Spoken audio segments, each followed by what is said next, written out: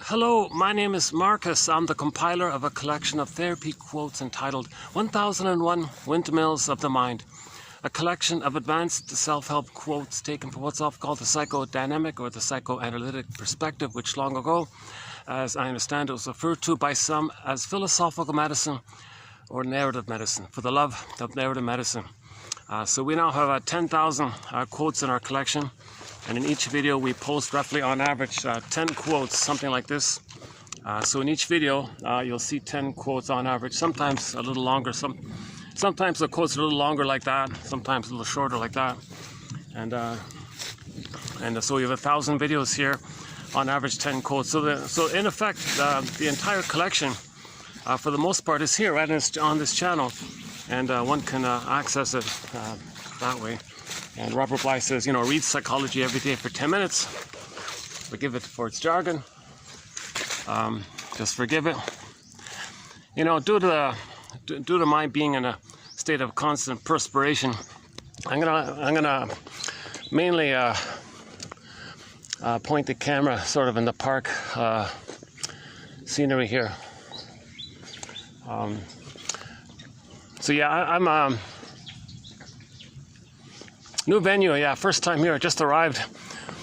Took a few detours to find this place. And I couldn't find any AC anywhere to cool off. So I won't show myself too much in this video here. But I want to post the quotes, also little fishes here, yeah.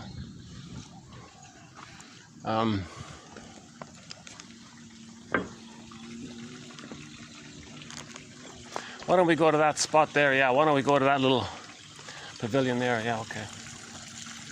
I see people over there. Or just keep walking. Oh, yeah, okay, well, let's just keep walking. Yeah, why don't we just keep walking? Okay, so,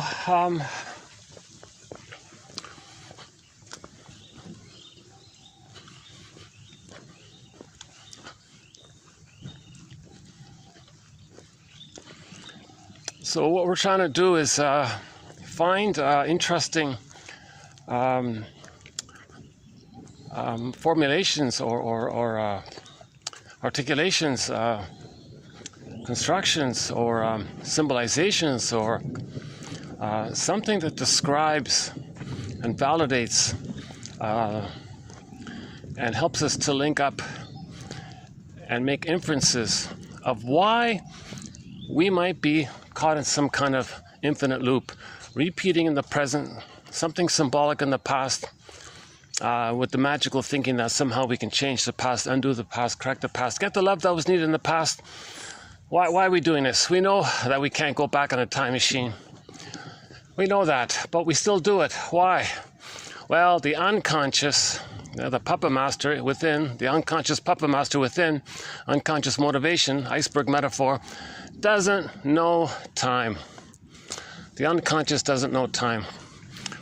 Okay, now the unconscious is very heavily related to the child's sense of safety. Did he get his needs met? Was the mother reliable? Or was he betrayed? Did the mother fail him? And if that's the case, the baby thought he was going to be a goner. So he remembers a painful experience like that, right? Just in general, when something's very emotional, we tend to remember it. Oh, they got solar on the water there.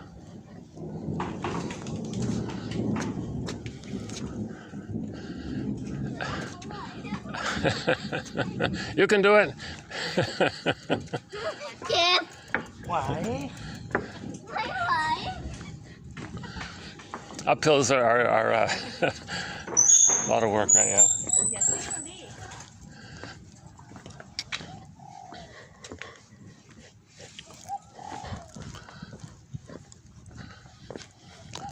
Well, in this heat, yeah, going uphill would be hard, yeah.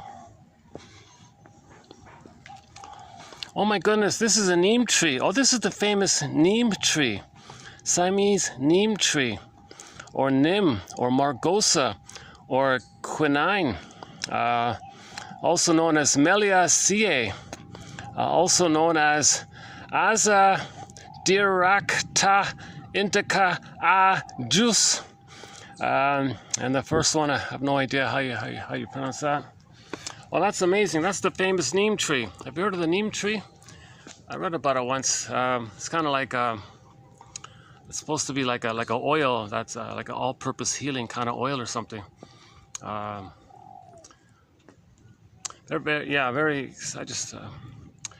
I don't know how to use it. I don't know anything about it, but there's one there, the neem tree.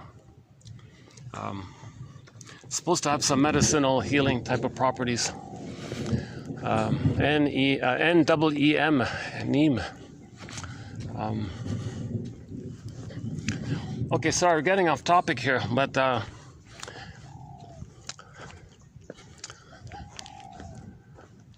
that looks pretty cool. Oh, look at that. That looks nice. Well, that's quite a nice looking thing, eh? By the way, I'm on a man-made, this is a man-made island apparently. And that would make that little island within the island, a man-made island within the man-made island. Something's growing there. All right, yeah. Apparently, I read the blurb there. The city wanted to have some more greenery to deal with the air, so they created this man-made island, just sort of at the suburb kind of thing. You got to take a little 5-minute ferry boat to get to it. So yeah. Sorry that I'm sweating. I was for sure that the coffee shop that's at the entrance, I was sure they would have AC. I came here, no AC. You got to be kidding me. I was drenched getting here. So I had no chance to cool down. So let's just keep it like this.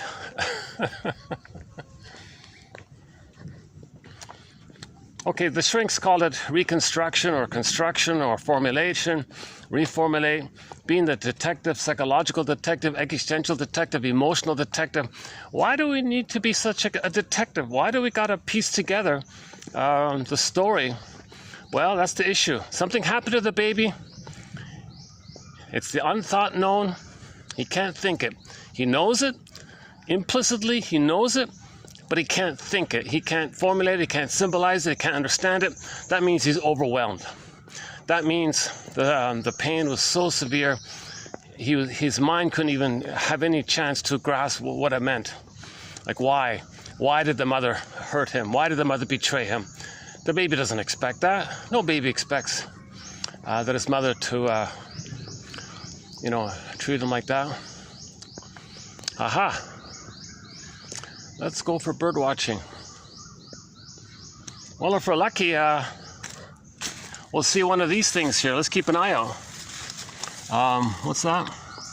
Olive-backed sunbird. Okay.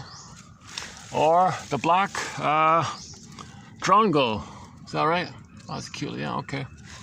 Yellow-vented bulbul, or the oriental magpie robin.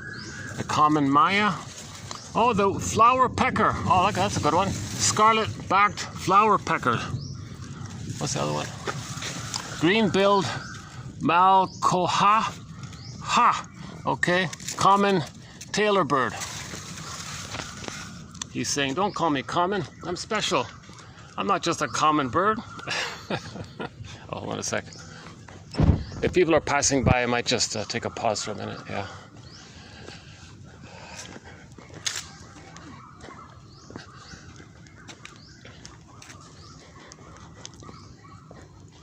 Oh, how did he get in? The sign said no dogs. Okay, that's okay by me.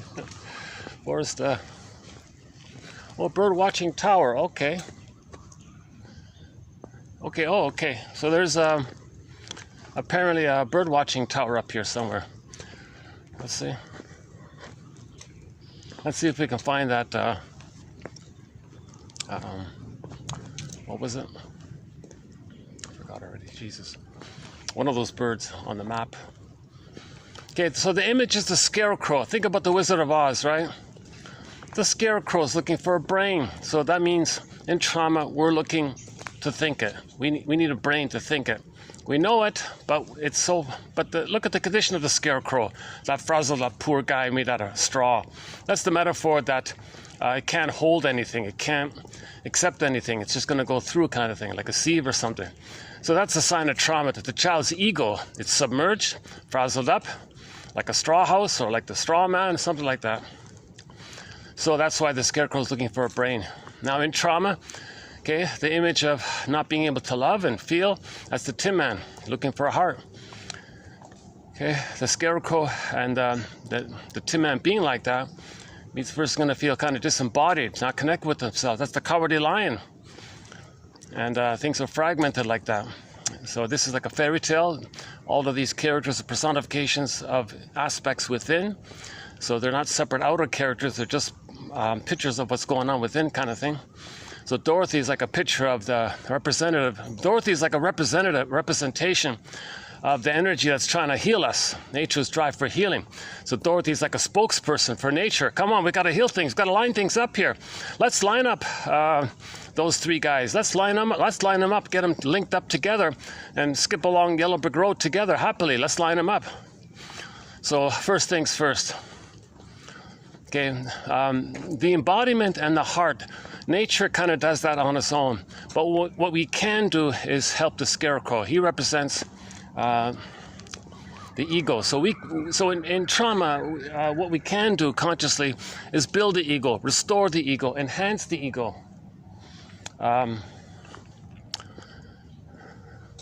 Is that it here?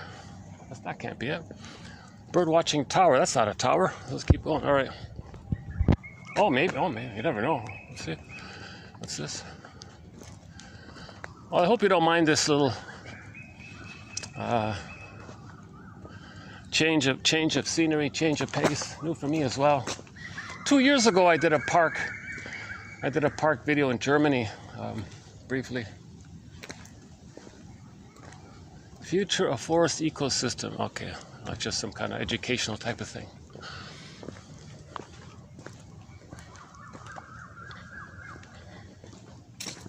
So myths and fairy tales are metaphors for psychological trauma. We treat myths and fairy tales the same way we treat dreams. We interpret them like dreams. Okay, they're products of primary process mentation. Okay, the baby is living in the baby's mind, and early on, it's primary process. He has primary thinking, primary process mentation, primary process thinking. This kind of mentation, okay, that's visual, pictorial, no words, right? Pictorial, visual, pre-verbal. Things are known, but it's expressed in pictures. Pictures represent things. So this is a very imaginal like this. Now baby's helpless. Mother has all the power, so things are exaggerated. Baby can project. So if he's angry, the mother's in a rage. If the baby's hungry, thinks the mother's an enraged monster that wants to gobble him up. So this is Alice in Wonderland. Things are wildly exaggerated. And in the primary process mentation, in that survival brain, which is comes about from the survival brain, which doesn't know time. Just like these alligators I saw earlier, they don't know time. Oh, here we go. Oh, some more birds here. Oh, that's the one. Yeah, the olive. Let's keep an eye out for the olive-backed sunbird, or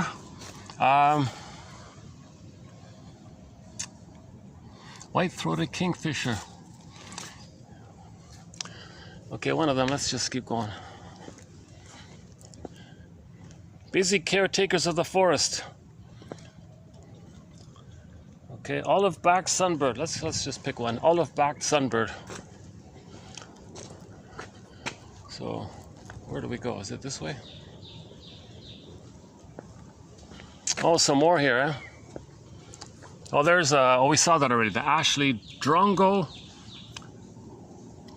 The greater Kokal, white-breasted water hen. Is that right? Common. Hey, I'm not common. Stop calling me common, he said. Okay. Wait a second. What's the... Is that this here? Where is this so-called water bird? Oh, this must be it here. Oh, I see. Oh, here it is. Aha, I found it.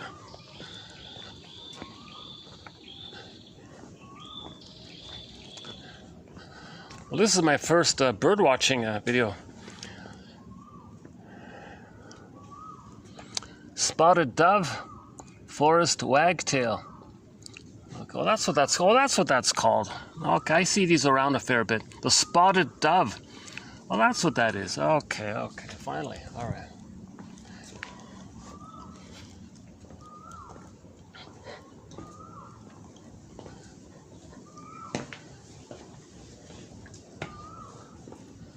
Well, I've been on foot in the heat for the past over an hour, so I thought to myself, just forget about doing a video here, or just see what happens and do one anyways. So I'm kind of in this slightly fatigued mode here, but in the heat and all. But if we can see one of these birds, maybe it'll be worth it after all.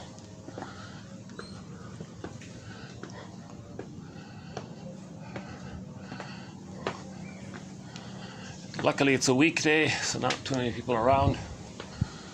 I don't know how popular this place is or not. Oh, we got a breeze up here. Oh my God. Oh, I'm gonna have to hang out here, guys. Yeah, I'm gonna have to hang out here. Well, do you see anything?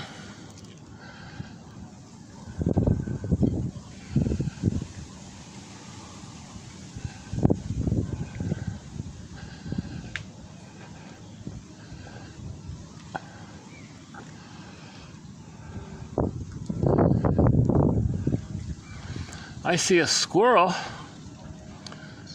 Yeah, there's a squirrel. All right. Or maybe they're up there. Well, that's okay. If we don't find them today, maybe we'll next time.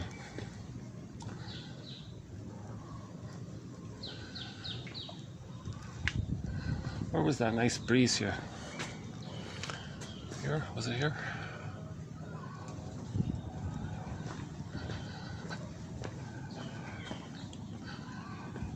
Oh, the breeze. Where was that nice breeze? My goodness, what happened to it?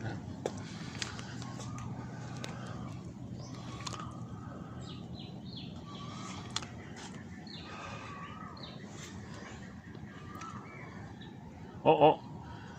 Okay, I think we got one. Let's see. Did he fly off?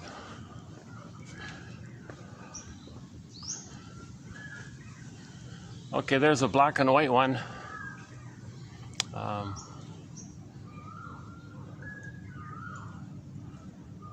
That's not the common one, right? The common something one. Should have written them down. Oh, the black dongo. Okay, if we see a crow-like bird, it's going to be the black drongo. Over 60 species of birds inhabit this little area here. Okay, and just a little. Okay, and about the ecology and the insects and nectar and.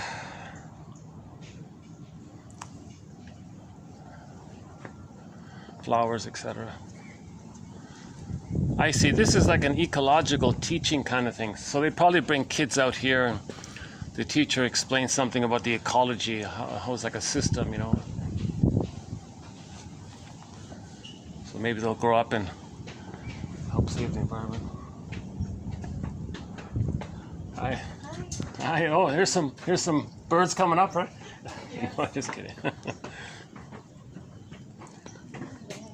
Okay, maybe I'll go down. Okay.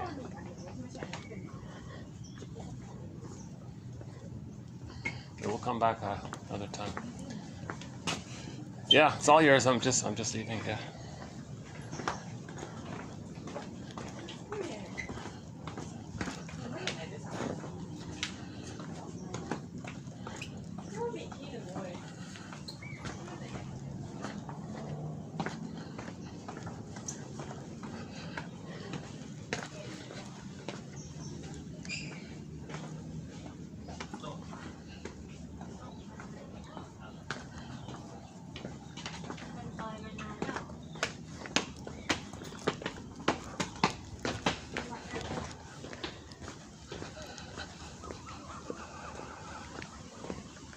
Oh, that black and white one we saw. I wonder if that's it there. Yeah, the forest wagtail. All right, I think that's what we saw. The forest wagtail. That must be it. Working hypotheses.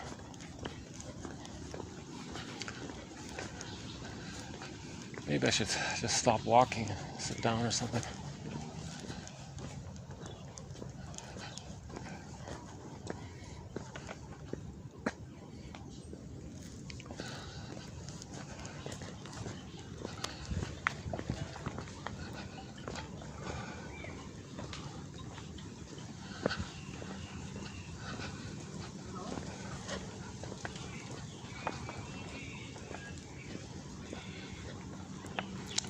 Yeah. Okay. So let's mention Emily Dickinson's poem about babyhood trauma when the mother fails the baby. It's shocking. It's shocking to believe it. No one wants to admit it. No one wants to believe it. No one wants to talk about. It's just a surprise. It's just such a surprise to discover that so many mothers are stuck in their past. And with the pain that they're in from their past, they have a hard time loving in the present because they're swimming in the past with pain. And they're trying to repeat and reenact what happened to them to get out of that pain. So they're not really emotionally available for the present. The child feels unseen, misattuned, no connection there. Baby feels rejected and shamed by this. If the shame is very early on, the metaphors, the child's soul turns to ashes. Hopefully later the phoenix will come up when we forgive her. Or if the trauma is a little bit later on, the soul has some formulation or some solidity, let's say. But if he's traumatized post 18 months, the soul turns to stone, statue, petrified, or morphs into some condition. So there's my understanding is there's two kind of areas. The so-called pre-18 months time, it's more severe with the trauma, but if it's a little bit later on, that takes another form. There's a little more hope, I guess. But the earlier on trauma, people think kind of in a negative way, obviously. Because the mother is the world. The mother is the world for the baby. And he's going to understand.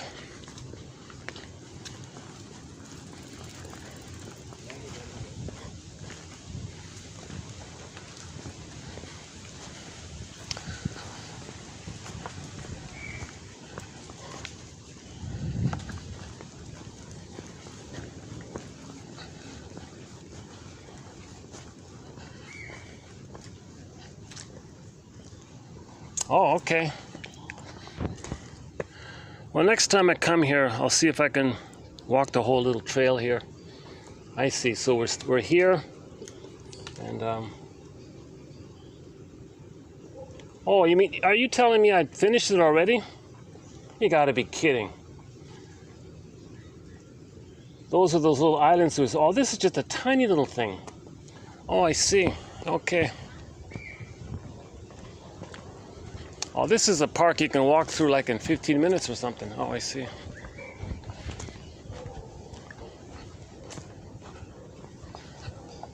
If I read it right.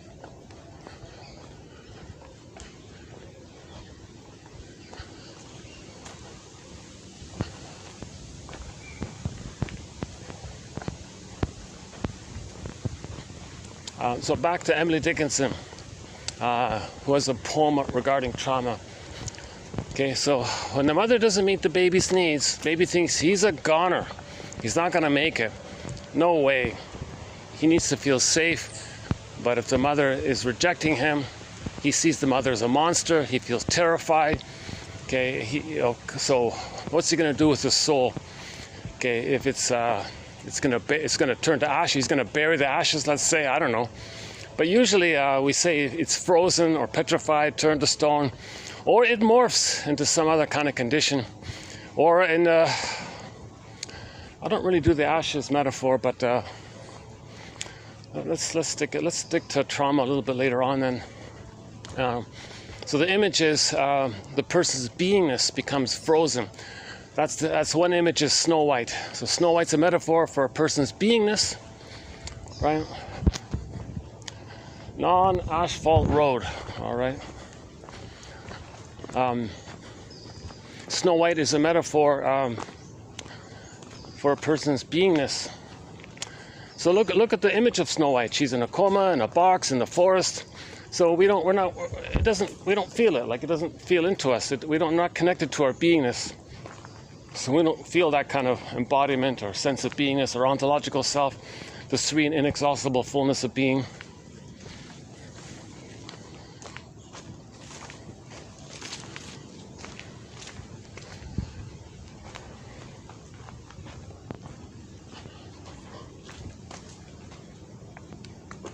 Oh, what's that? Some kind of ancient tree. Looks like a nice old, big old tree. This must be an older park, eh? That's nothing newly made. Yeah, if this is a man-made park, I mean, look how well grown these trees are.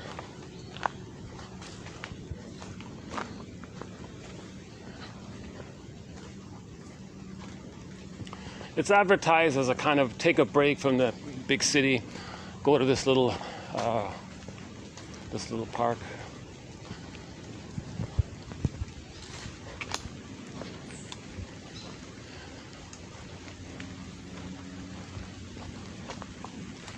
Only I think a handful of people get to live on this place. The lucky ones, maybe the maintenance people or something. But there's no normal residence here. You can't rent an apartment here, nothing like that.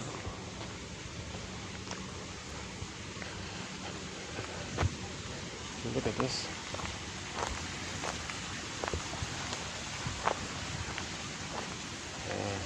Usual polluters, eh? Is that a beaver? Beaver doing something?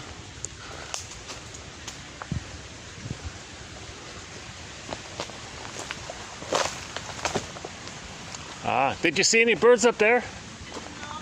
No. Yeah, I mean either. Yeah. They're hiding today, right? Yeah.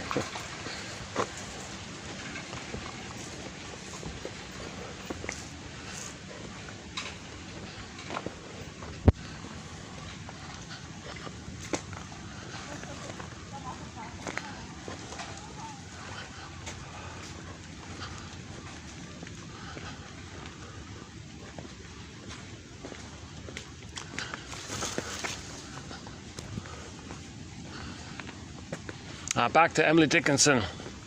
There's a pain so utter.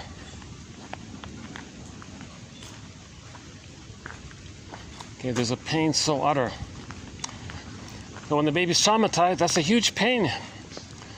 If he thinks the mother rejects him, doesn't want him, doesn't see him, that's a huge pain, obviously. That's his identity. He feels the emotion of shame, this burning, biting feeling. So one image is Miss Core gets pulled down, meaning the metaphor. Miss Core is like the maiden, right? Same like Snow White. Miss Core is like our core authentic beingness gets pulled down into the underworld.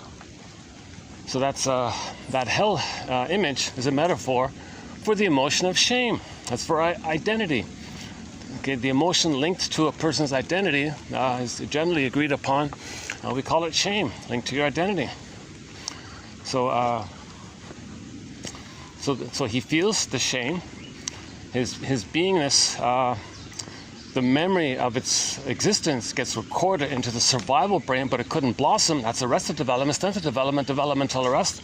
Couldn't grow into the person. So the memory of its potential, it's recorded in the survival brain that he needed love for it to blossom, be a part of the person. But the mother shamed him, and that recording is there. So Miss Core's on the field. Earth opens up. She gets pulled down, right? That's called repression, and it's there. The memory's there. That's a pain so utter. It swallows substance up. This core gets pulled down, the substance, the core substance. And then from that pain, well, first of all, the pain, the child concludes he's unwanted, defective. If the mother's not loving him, he just makes that natural conclusion. Plus, in general, if the child feels pain, he thinks, that he's wrong, or maybe he did something wrong, or he is wrong. That's the shame part. He did something wrong. That's the guilt part. So he has both unconscious shame and guilt. Plus, the baby, in his desperation, would have liked to have saved the mother. Babies have magical thinking. They're little kings and gods, they believe, in the beginning. So some babies say, "Don't worry, mother. You're not gonna provide the love. That's okay. I'll save you. I'll fix you. I'll cure you. I'll heal you." Because the baby wants a loving mother, so he'll try to save the mother. He's gonna fail in that task. In so doing, he feels he failed. He failed. He's guilty. He didn't succeed. He's guilty, kind of thing. So later on, people say, "Oh, everybody's born a sinner." No, nonsense. No baby's born that. It's just the confusion by the baby. He needed a loving mother, so he thought if he could save her, things would be okay. But no baby can save a mother like that. So he feels unconscious guilt. And there's debt. In German, guilt and debt are the same word. Okay, so if you say sin, that's like you committed a crime, invisible crime. The baby feels like an invisible criminal. He committed some kind of crime, so he's guilty. Okay, the born, the sinner, guilt, like that. Then debt is in there. So you're always in this timeless debt, timeless guilt, timeless sin. That's what they mean like that. So when you hear this phrase, this jargon, this slogan, original sin, okay, you gotta translate it to psychology. Should we check this one out? What's this?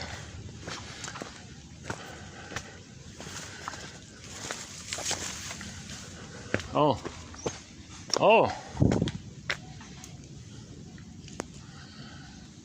Okay.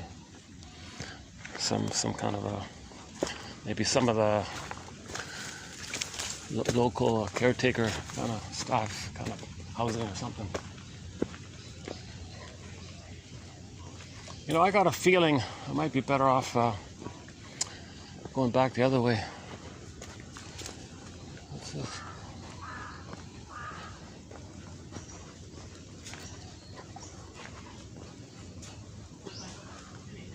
Interesting tree. Look at this tree, huh?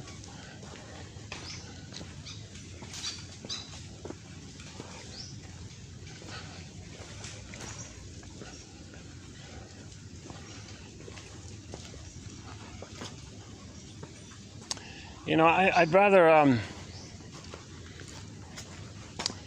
me go back to the asphalt, and then I'll get back on the main road so I can get back to the little ferry thing. Because it's already, let's see, what time is it?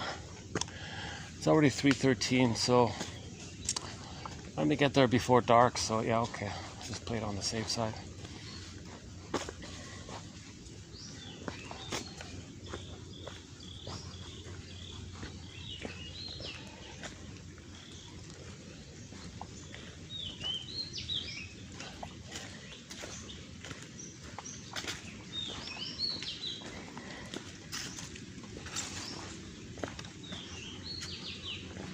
Okay, back to Emily Dickinson. There's a pain so utter, it swallows substance up. Again, the pain so utter, once again, the more pain the baby feels, the more guilty he feels. He thinks he committed some kind of invisible crime.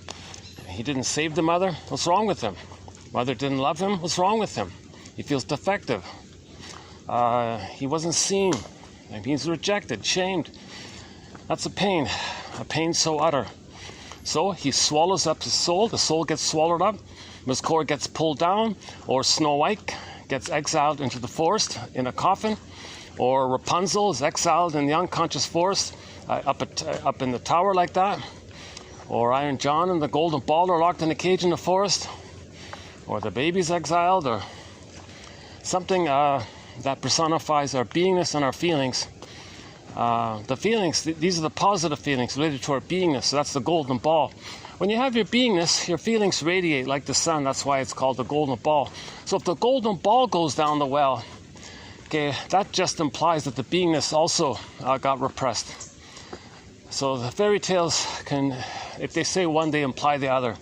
So when Miss Core got pulled down, of course the golden ball's missing. Joy and Sanders got zooped away. Or if the beingness got pulled down, if just the golden ball gets pulled, of course the beingness. If the beingness, then of course the golden ball is missing as well. Sometimes it's together, like Rapunzel and the hair. So the golden hair, okay, anything gold in a fairy tale is usually code for our positive feelings related to our beingness. So we want, that's the treasure. We want to get back the golden ball. We had the golden ball, we lost it, want to get it back. Okay, that's associated with the beingness, both ways. There's a pain so utter, it swallows substance up. Okay, the word of the year by the Merriam-Webster Dictionary Company is authentic. So we're all born with this authentic core, this authentic beingness, ontological self, sense of self. Okay, so it got swallowed up. And that's a pain so utter, a pain so utter. And then the system, the brain sends the baby endorphins. That's called the swoon. Dickinson calls it the swoon. So now he's sleepwalking. Now he's in a trance. Now he's hypnotized. Now he's in this. Now he's going to go through life in this hypnotic, trance-like, spaced-out spell in his life. So he numbs out. There's a mild disassociation, like a trance. So he's going to sleepwalk through life, go through the motions of life, feel like that something's missing, feel that life is passing him by. So it's a protective device called disassociation. So he can have a structure in his mind that keeps him in a kind of constant disassociative state, they say. That's the swoon. So one guy said, I don't need to drink, I feel drunk my whole life, he said. So that the brain is sending him this constant, somehow this constant cycle of endorphins somehow. I don't know exactly how it works, but let's cross over to another one of Emily Dickinson's poems, also regarding trauma. The baby had a great hope. The baby had a great hope. Okay, he had a natural expectation that his mother would be there for him. He had a great, natural, normal expectation that he'd be soothed, seen, comforted. Mother would be present for him. He'd be present for himself. He'd be warm and safe so he can grow. Mother would see him so he can see himself. Mother would hear him so he can hear himself. Mother would be present for him so he'd be present to himself. Okay, he needs a rhythm of safety. Mother understands him, he can understand himself. Mother soothes him, he can soothe himself. Babies have a natural expectation like this, that he'd have a good enough mother like that. So the baby had this great hope. A great hope fell. You heard no noise. The wreckage was within. O cunning tale that let no witness in. Okay, the O cunning tale. So what's this O cunning tale? What's this O cunning tale? Okay, so we've got a list of these O cunning tales. So for example, some mothers have a battle with their mother, and they continue it by transferring their mother to the baby, and they want to fight with the baby, thinking the baby's their mother. The baby's saying, hold the phone, mother, I'm not your mother back then. But she's got so much pain in her past, she's got to continue that pain and resolve that pain with her mother. It's unfinished business. She can't love life in the present until she resolves that issue with her mother. So she just doesn't see the present, she only sees the past. The present is just another past for her. Every present is the past for her. So the baby can't, that's an old cunning tale. That's an old cunning tale. That's the great hope fell. You heard no noise. The wreckage was within. Okay, the soul turned to stone. Okay, O cunning tale that let no witness him. Again, that's a scarecrow. This is the unthought known. So no witness. He can't even witness it himself. He can't even know it. That's why later in midlife, when all this sort of comes up to us, we got to construct it. We got to piece it together. We got to be our own psychological detective, emotional detective. And part of it is getting your mother's story. Why she did that. Why did the mother fail? What was her O cunning tale? And get her psychobiography. Okay, and that's called Saved by Understanding. Okay, reparation of the other leads to reparation of the self. Understanding the other, you're understanding yourself. Then when you understand yourself, there's a natural process whereby the Tin Man gets a heart, the lion gets his embodiment, and everything's lined up again. But first things first, give the scarecrow a brain, and nature does the rest kind of thing.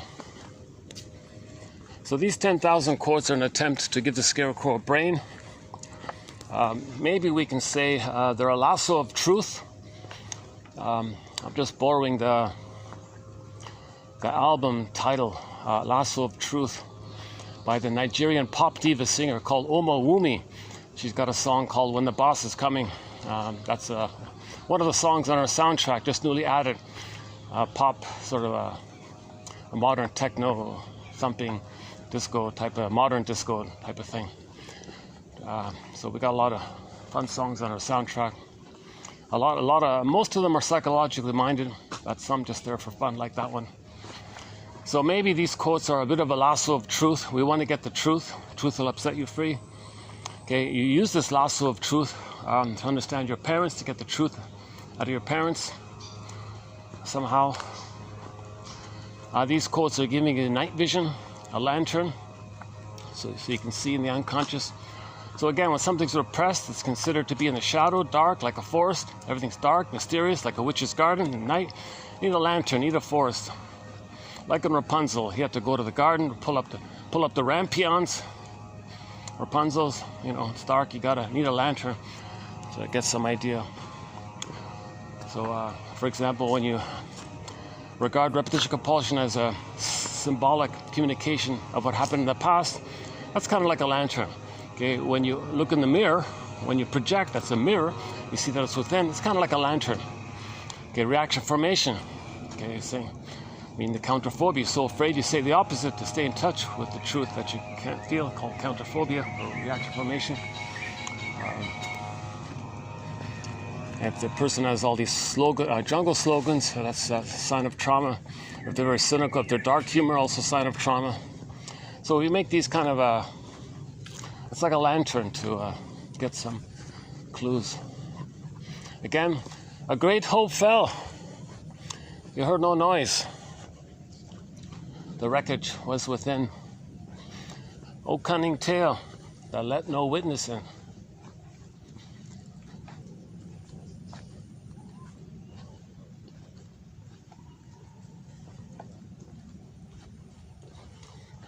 So our authentic self, our true self, our real self, okay, it's frozen, petrified, etc. Okay, the child wants to protect it, he wants to hide it, it's recorded, and we're not aware of it, so it's buried, it's like that. Go, I know not whither, and bring back, I know not what. So we live to the extent that we feel embodied and feel from this real self. But that whole real self is frozen. So like the Snow White image, we're not connected to it because the glass box like that, we're not connected to it. And to boot, Snow White's in a coma, to boot. And it's far away in the forest. That's a pretty good image for trauma, Snow White like that. So what does the person do? What does the poor baby do? Okay, mother hurt him. He hid his soul. I'm not going to feel. I'm not going to trust. I'm not going to expect any kind of connection with the mother, any kind of bridge with the mother, any kind of a... Oh, hang on. Here's one of our birds. Let's see. I think we found one of our birds there. I forgot the names of them. I should have written them down.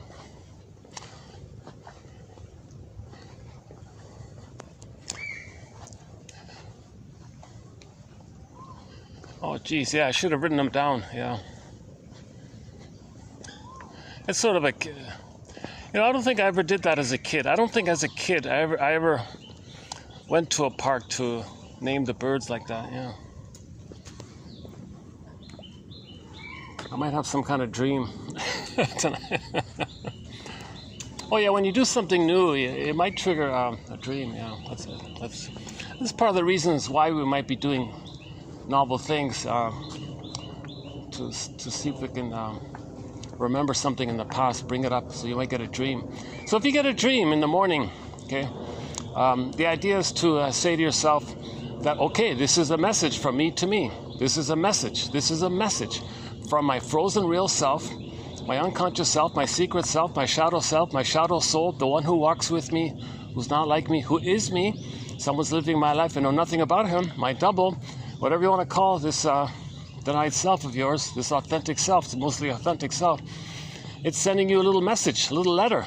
So you wake up in the morning, you remember little sequences. That's like that little message. John A. Sanford says, say to yourself, aha, this is a message from my soul to me. Don't you want to read the letter?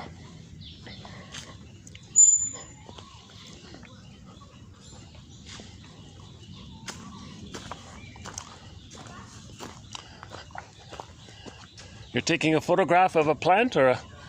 Oh, ladybug. Bug. That's a ladybug, right? Yeah.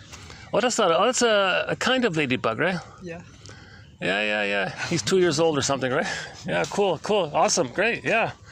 There's some... Yeah, get the birds, because they're hard to find, yeah. Yeah, oh, here, yeah. So we're looking out for the ashy... What is it? The ashy... What's it called again? The ashy drongo. See if I can remember that. The ashy drongo. Okay, the greater... Looks like a partridge or something, right? A greater cockle. Is that right? White-breasted water hen. Ah, that's what I saw before. I bet you... Oh, that's what it was. Okay, there we go. White-breasted water hen. I think that's what we saw last time. All right. And here, the common. Stop calling me common. The common tailor bird.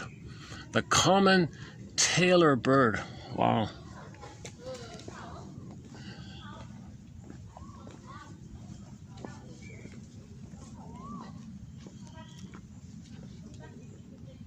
Oh yeah, and here's an interesting one: the olive-backed sunbird. That looks pretty cool. Yeah. There's a robin of some kind. Oh, okay. Yeah, the olive-backed sunbird. The sunbird. All right, the sunbird. Bird of the sun. Son of the sun. Willie Mitchell is on our soundtrack. Willie Mitchell, the Mi'kmaq singer. Willie Mitchell, Son of the Sun. Ballad of Crowford. Children of the World. And several others. His famous song, I think, is Louis Riel.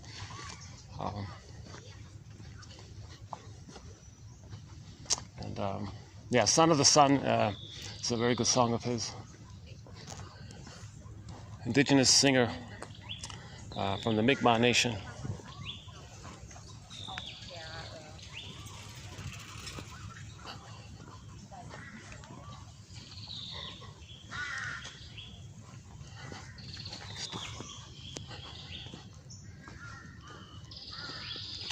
Okay, this is a learning experiment. This video here. The next time I do a video like this, I'll be more prepared. I'll be calm. Oh, there he goes. That's the water hen. The water hen, right? Some kind of water hen. I forgot already. Oh, jeez.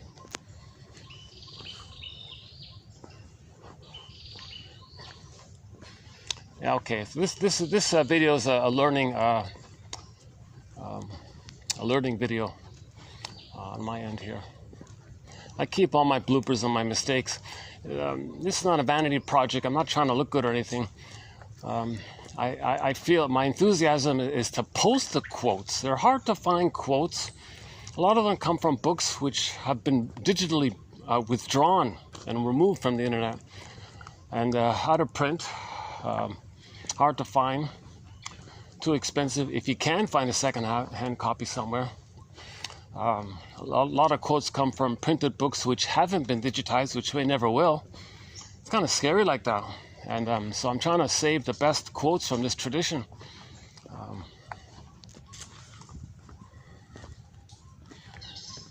It's ironic that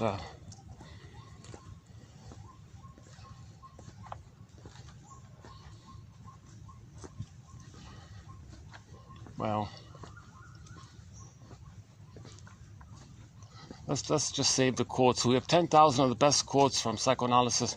Now, when I say psychoanalysis, I don't mean the usual mishmash of the perverted English translation of Freud or the convoluted, made-up wannabe guru jargon made up by Mr. Jung and Mr. Lacan.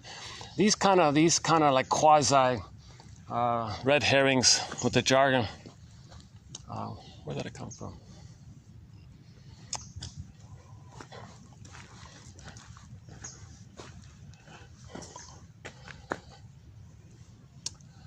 Well, we can go either way, right? Okay, let's just stay on that. Oh, there we go. Yeah, there's the water hen, right? The black and white one. Did we get him in?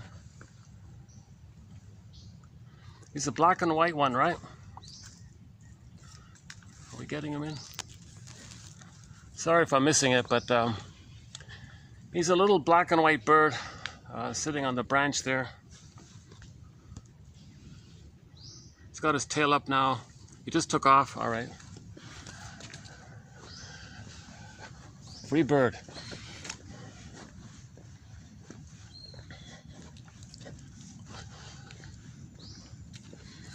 So we want the blue bird of happiness to be free. Shirley Temple says the blue bird of happiness is within. So that's code for when you're aware of your uniqueness, which you have when you differentiate from the mother, which you can only do if you're loved by her, and then you express your uniqueness, which you're aware of. That's considered a kind of a delightful phenomena, and the image is the bluebird is free. The blue jay, bluebird. Or simply joy runs the console. Well, here we go again. What was it? The olive, where are we here? The olive-backed sunbird. Okay, there's the common tailor bird. Stop calling me common, he says. The green-billed malcoha. Okay, I don't think I've seen that one. Okay, the black drongo. So it's not a crow. Looks like a baby. Looks like a tiny. Looks like a little tiny parakeet, but he's really a black one. Yellow-vented bulbul. Oriental magpie robin. Oh, maybe that's what it was. Oh, maybe the black and white one is this. The Oriental magpie robin. Maybe that's what we saw. Oh, here's the most exotic one, right? The scarlet-backed flower pecker.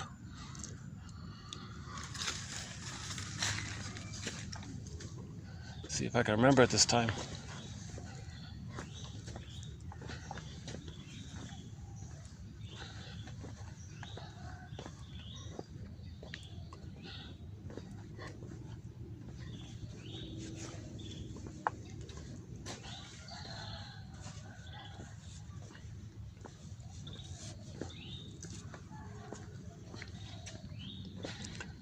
Okay, so when the real self is frozen, the baby wants to protect it, hide it, keep it secret, protect it.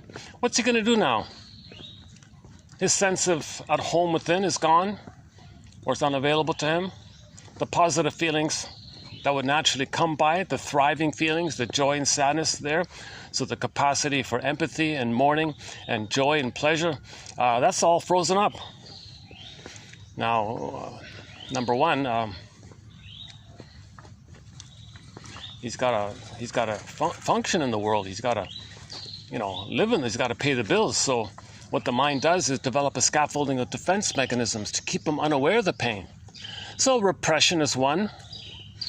He'll take refuge in the time in the uterus when he was on the throne. So one way is he may identify with that time in the uterus when he thought he was a king on the throne. What's this? Oh, somebody's, maybe the caretaker's home or something.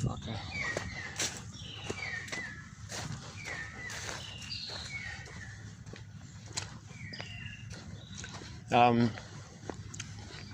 So he may have some sense of self by taking refuge in that grandiose time when he thought he was a king, little god in the uterus.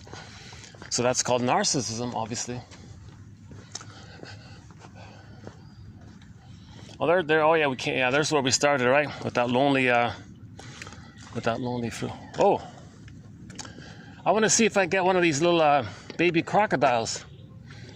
I saw one earlier before the camera started, but.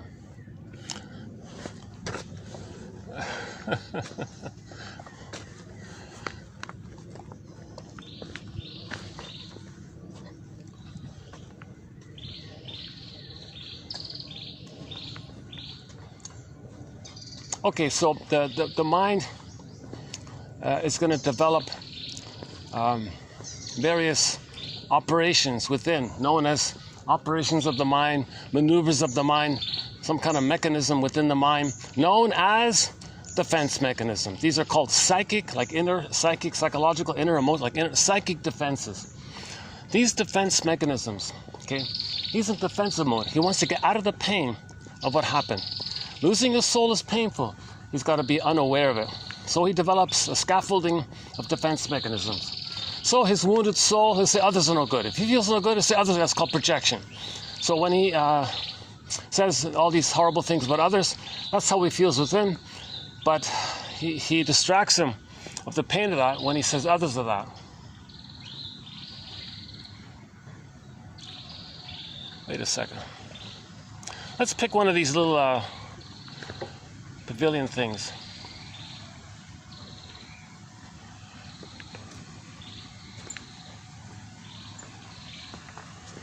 See if I can finally cool off here.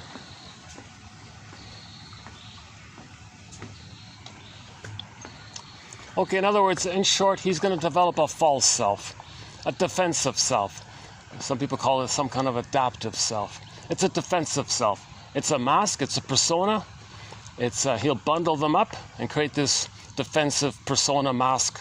And with it, he can go by it.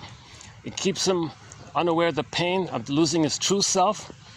And with this false self, he can pay the bills, drive a car, buy an umbrella,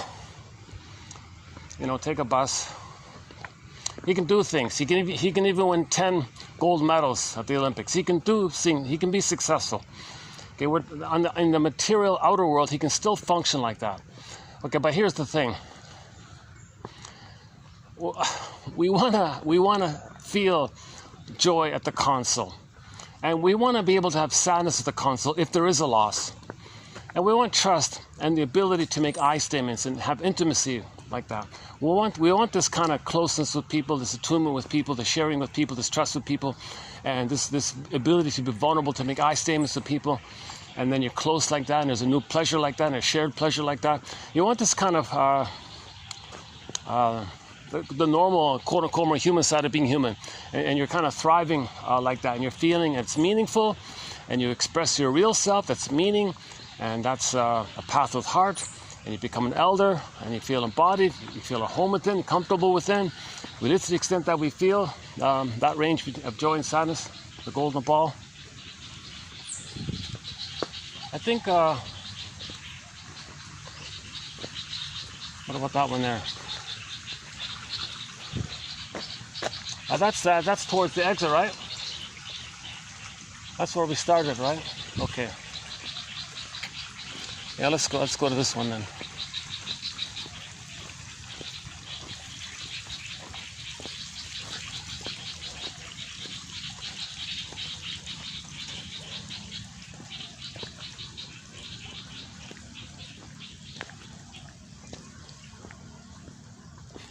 If this is the norm, that during the week it's kind of quiet like this, oh, that's great. That means next time I'll bring the lawn chair, I'll bring some ice, and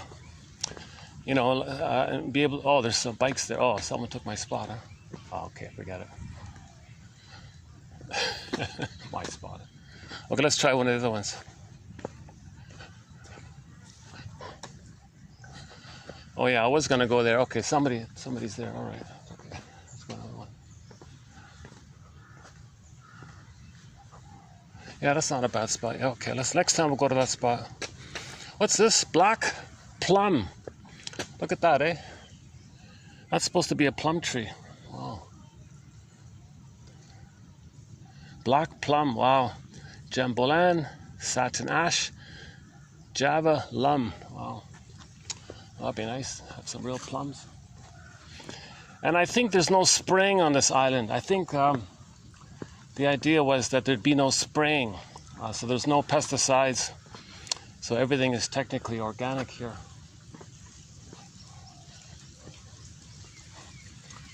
But you got the pollution from nearby, so.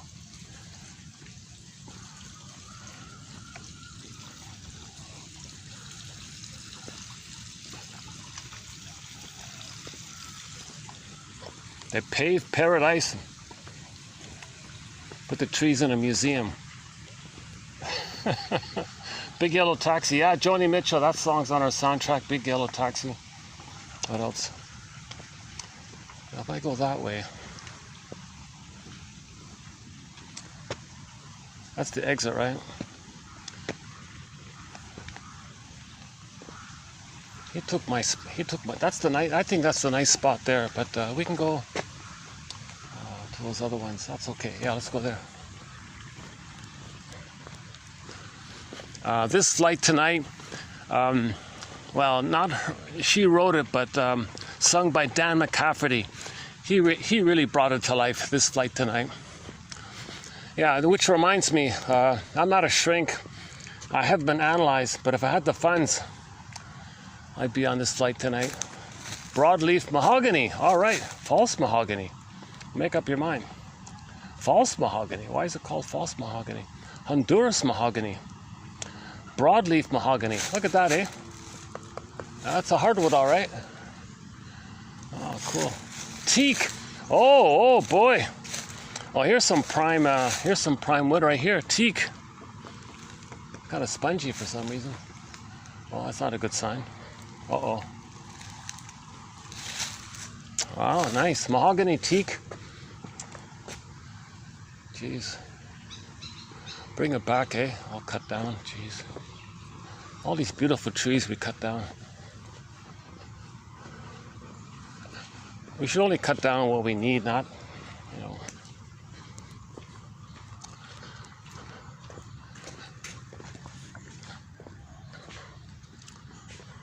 Not for fashion, you know. For status symbols. Oh, what's this one? Aha! What's this? Chi Tsai from China. Huh. Sapin de Say. Is that right?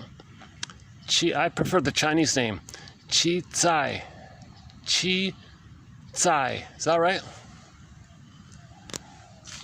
Oh, okay. I don't know if it bears fruit or... Oh, maybe not. That's a common tree in China by the looks of it. Oh, the fig tree. Oh, whoa, all right. Okay, the sacred fig tree, or the peepal tree, or the bow tree. All right. Does it produce any figs? I don't know. Maybe it's trying to, maybe it wants to.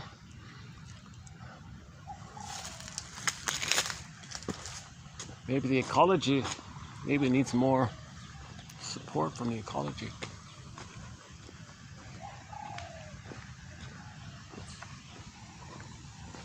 Let's see, which one? This one or the next one?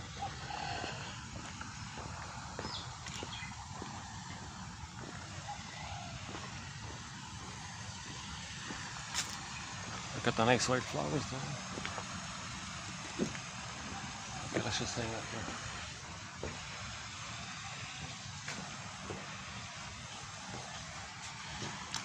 Just give me a second to take away some perspiration here.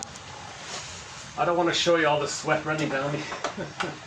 But hang in there. We'll do our quotes. So hang in there. We'll get to our quotes here before it gets dark.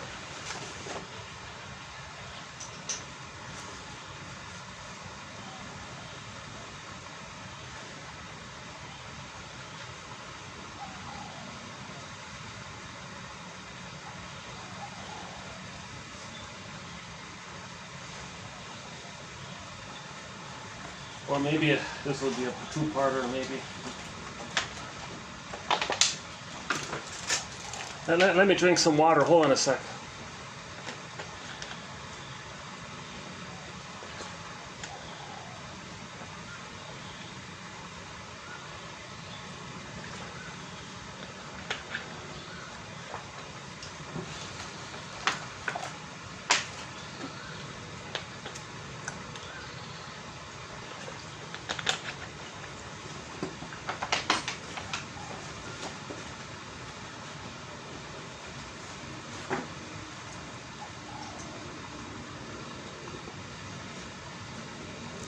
Let's see. How bad does it look with the sweat? Do I look too unpresentable? My shirt is drenched in sweat. Is it too Is it too unpresentable? It seems a little on the unpresentable side. Okay, on second thought, I think I'll just do a two-parter. So this part one will just be some preliminary opening comments, and in part two we'll get more fully into the quotes.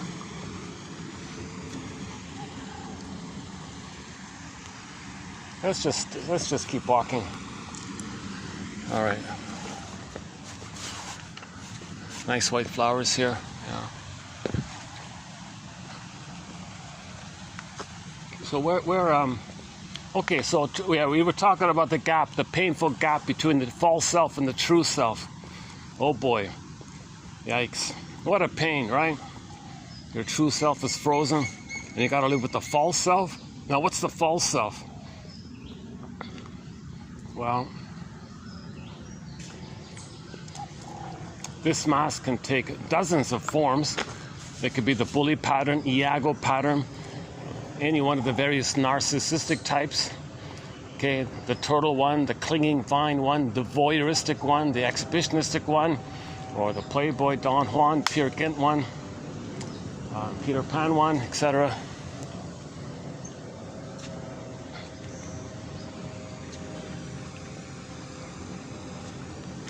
Yeah, if I weren't drenched, you know, next time I come here, let's see if I can pull up a chair here and do a video like this with a nice background, eh? Or maybe like this here. I'm just thinking about next time,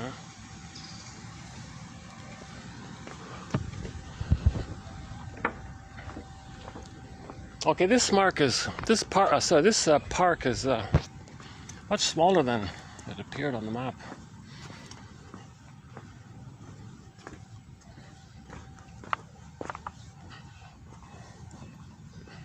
That's the way we came, right? All right. Okay, oh, we didn't go this way. All right, yeah, let's go this way. So, yeah, the gap between the false self and the true self, inherently even with that image, okay, there's a pain like that. You're living your life with this false self, whichever form it takes, one of the stinger types, one of the clinger types, etc. But it's still defensive. It's still to get you through life and deal with the world unaware of your real self, your authentic self, and it represses it. So you may use various tactics like symbolic acting out to give you the hope that you can get mother's love in the past, or you can communicate to others by telling the world what your mother did to you, by treating them the same way. So you can still have some kind of like sneaky little, not sneaky, but kind of attempts to communicate the condition. But these communicative, oh, somebody's there, never mind. Oh, somebody's at my spot. Oh, geez. Oh, the pavilion places are both taken. That's okay.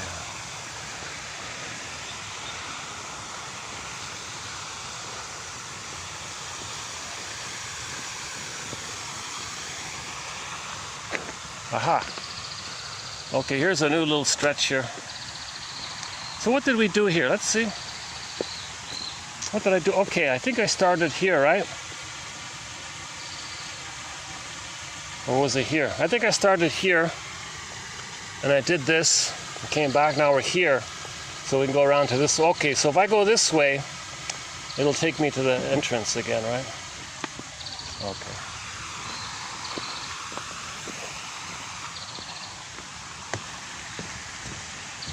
Oh, wait a minute.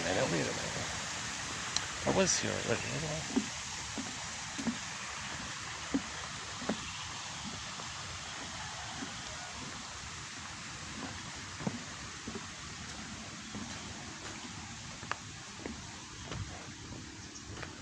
Now there's that black and white one again, right?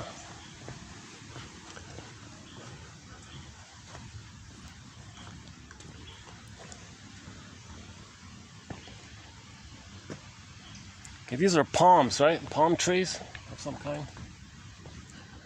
Wow, yeah. All right. Wow, yeah, cool. Oh yeah, with the palm trees you can make all kind of things with them, right?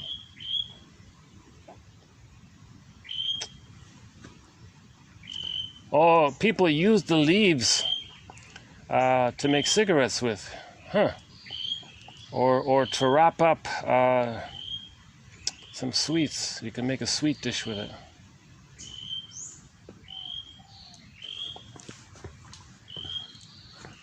Oh, that's it here. Oh, that's the end of it.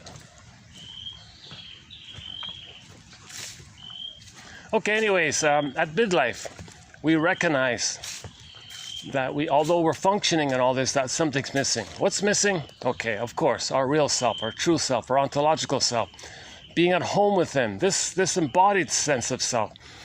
Right? What's this? Secrets of the Nipa palm reproduction.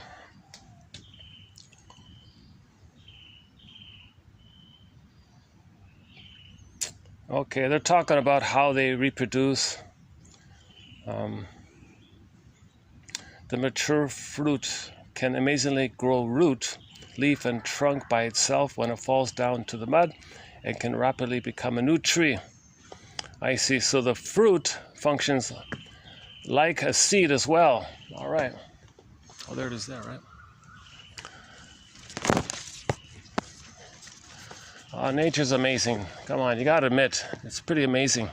If a tree can produce a fruit, and if no one eats the fruit and the fruit falls on the ground, it turns into a seed and creates a new tree.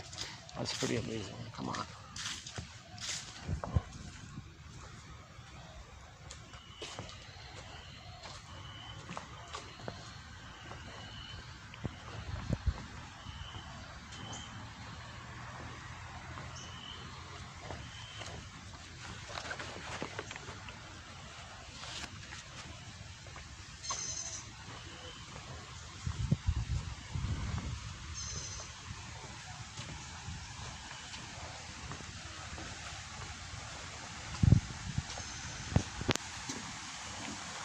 So at midlife,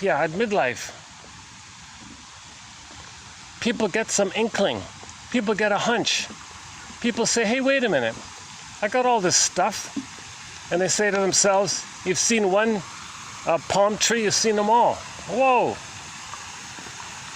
Like you've seen one tree, you've seen them all kind of thing. Whoa. Okay, they've got ennui now. Yesterday's topic, ennui. This spirit, a kind of like emptiness and the experience of never being breastfed. So that leads to ennui eventually. Oh, there's a whole bunch of people over there. Oh, okay.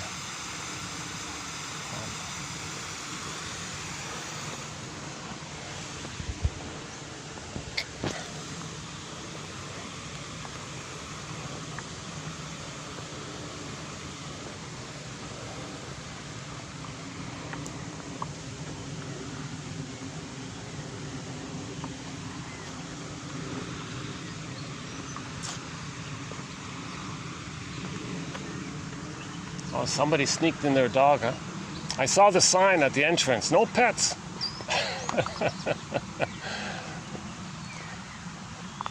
Come on, no harm. I see, they want to keep everything organic, right? Is that it? I doubt if the dog eats organic food. Hey, dog. Hey, you want to say hello? Do you want to say hello to the world? You're just like a little puppy, eh? Hey there.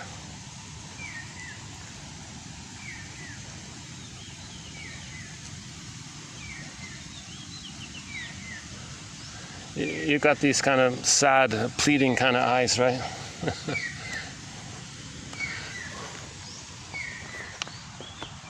There's your buddy, huh?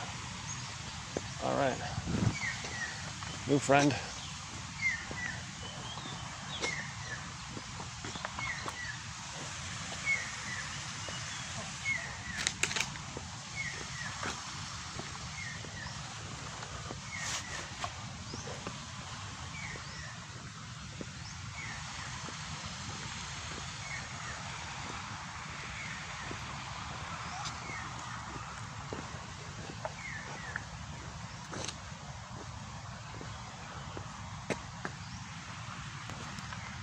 I just made a circle, didn't I? What's this here?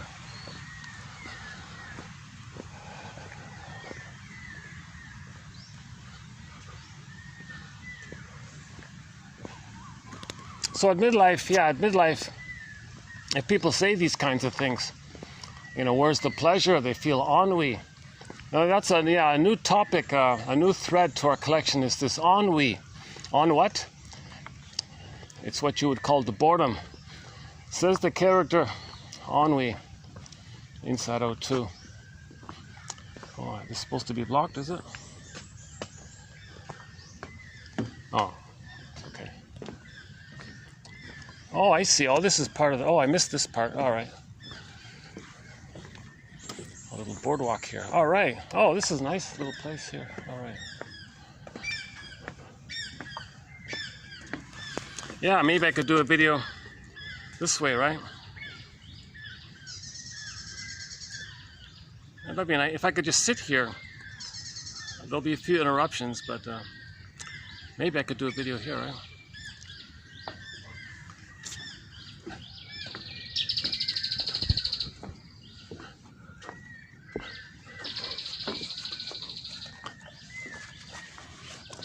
Okay, so that's one clue that maybe at midlife the person feels ennui.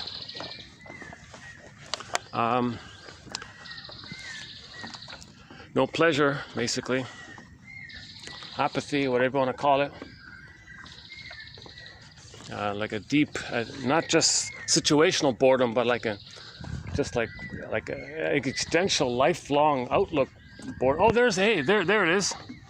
There's a baby.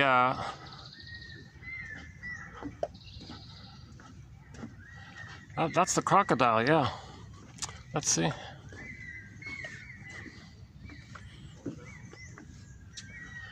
Oh, he's hidden in there now. He's coming out here.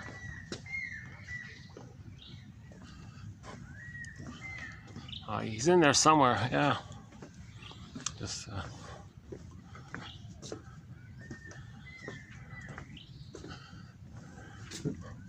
Oh, is that it? No, that's just... Is that a branch or is that the creature itself? That's just a branch, right?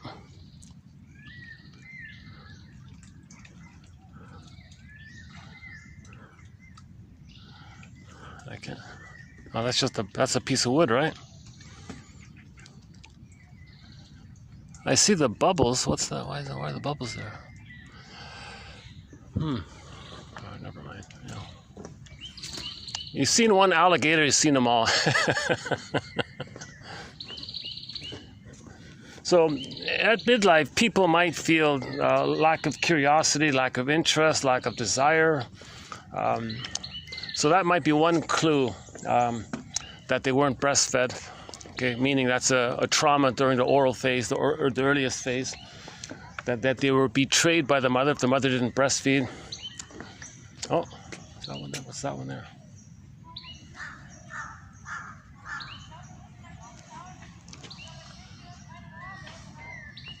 Aha. Yeah, nice little spot here. Yeah, look at this. Oh, this is the nicest... I see. So this is the nicest spot here. Huh?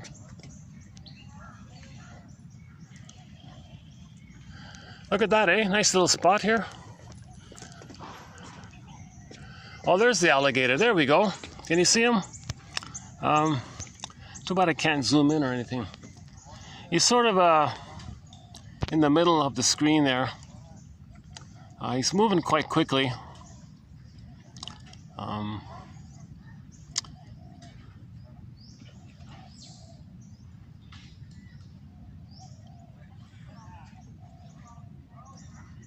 Well, if you see a sort of a straight thing moving, that's the alligator.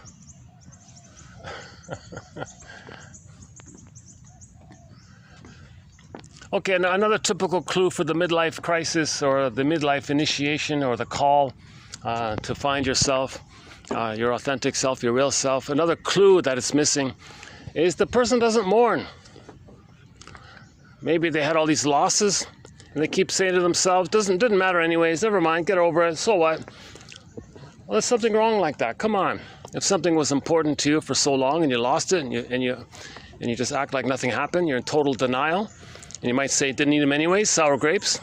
You got to be kidding. That's defense against the pain, right? So they can't mourn. So they say to themselves, my God, something's wrong here. Why am I not mourning? Maybe they were married for 30 years. Then they don't mourn. Well, that's a clue that there's trauma. If you can't mourn, that's trauma, right? So the psychic structure needed to be able to mourn losses, accept losses, and have joy at the console is having an identity. But if the identity's frozen, then the golden ball's down the well. Joy and sadness got zooped away inside out too again. So there's another clue that there's trauma. Now all of the pain that was denied from the trauma, sometimes it leaks out. You know, those are called like Freudian slips. You're talking to somebody and you say some obnoxious thing to the person, and it's just because you felt safe and with that person in midlife, and you didn't realize that you were burying all the hurt, pain, trauma, rage of the trauma, and it came out, it leaked out with that obnoxious thing you said to the person. It wasn't appropriate, they did nothing to you, and you said this harmful thing to them. And they're going, whoa, where'd that come from? And you say to yourself, whoa, where did that come from? Well, that's like Woodman's metaphors in the unconscious. The swamps, dark, forest, might be a frog in there. And imagine the frog leaping up like that. Well, from your unconscious to it just leaped out like that. Those are called Freudian slips. So maybe we can call them frog slips, I don't know, or Toadian slips. So you didn't mean to say it, but there's this urge. You see, this topic of Dionysus, you see, when there's too much repressed, when there's too much denied, and something facilitates the release, the symbol for the energy that facilitates that springing up like that, like the life force in the frog's legs, which leaped them up, that's like Dionysian, and the energy there is like Mr. Dionysus behind it. So you don't want too much repressed, because the Dionysian quality means it's going to rebel against all that repression.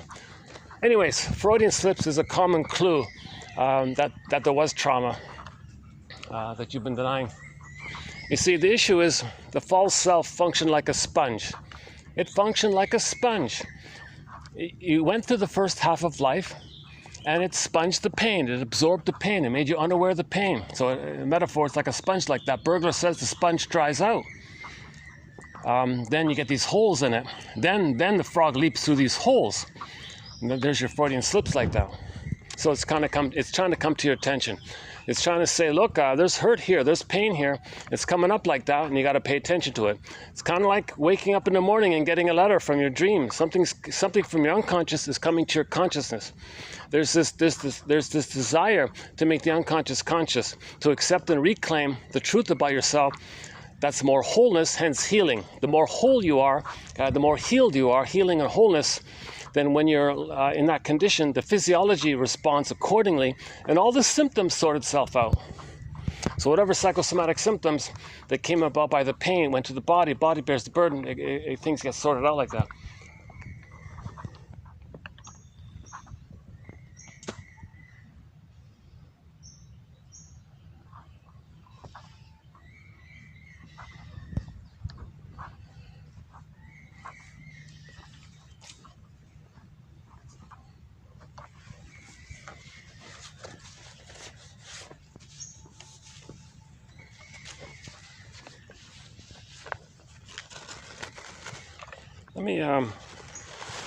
Let me see if I can wipe off some sweat here. Jeez, I'm still sweating. My goodness. See, if you take a taxi here, it's pretty expensive. So I took the motorbike and then I walked the rest of it. So I thought I could manage it, but Jesus, yeah.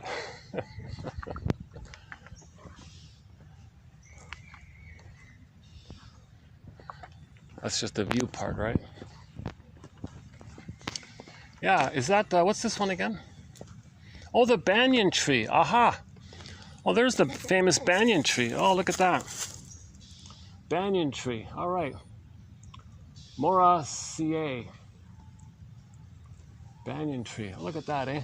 Aren't they amazing? Look at that, eh? Wow. Oh, my goodness, eh? It's like in the Inside Out 2, you saw these cables, right? When the abreaction took place, the memories came to the person.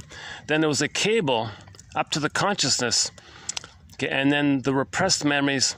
So now you had a belated release of the feelings. Now you can accept what you couldn't accept before. So it came up like that, you see. So that this went up to the consciousness, and then whereas before it was the either or, now you got the other side. And you want to hold the two sides, and then you got a consciousness like that. Yeah. So we can associate the banyan tree with healing if we link it to the Inside Out 2 film. Inside Out 2. The film of the year and the #1 animated film of all time in all sorts of categories, sales and popularity and whatnot. There's a huge appeal. There's an uncanny appeal to put pictures to validate that we have these emotions. Pete Doctor's giving us basic emotional literacy. Okay, for a whole discussion on Inside Out 2, 2840, can I refer you to TQ 2840? Ah, here's a nice tree.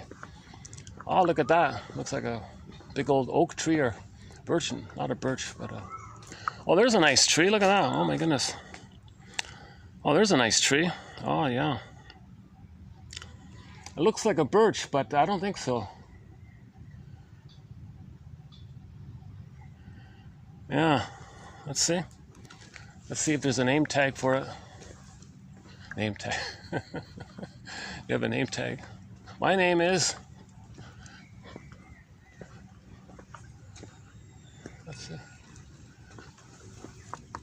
Oh, it's a hardwood for sure.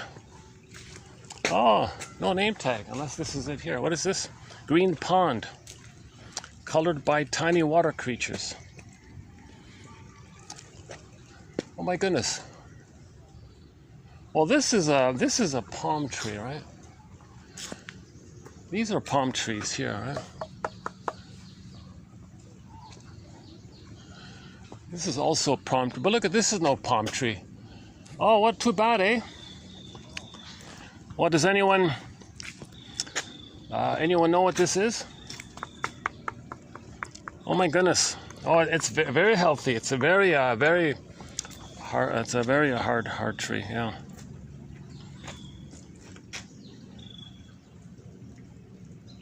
That's a great tree. My goodness. Can I do a video here? What if I plucked a chair here? Did a video here, or even just around here. Yeah.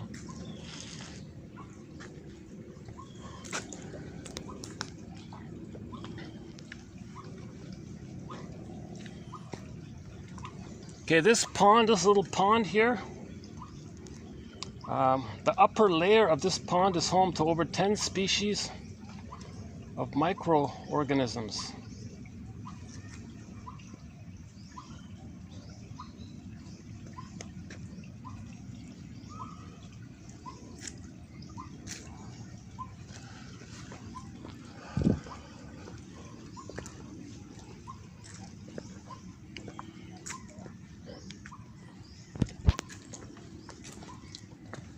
Let me just pause for a second here. Hold on.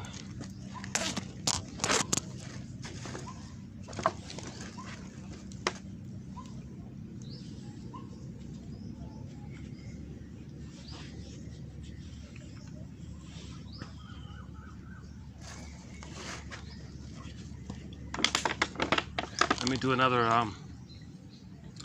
do another water run here.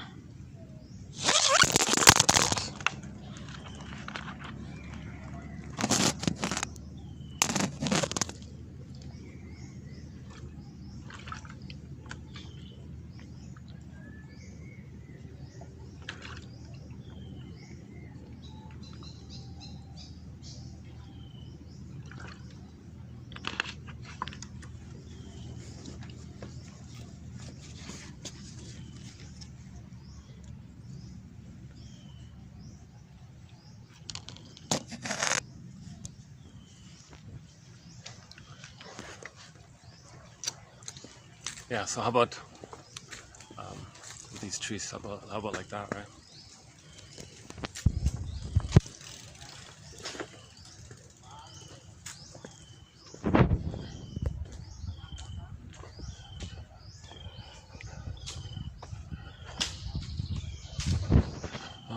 banyan tree.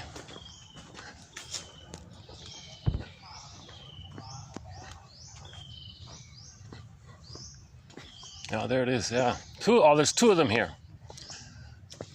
Two of them here.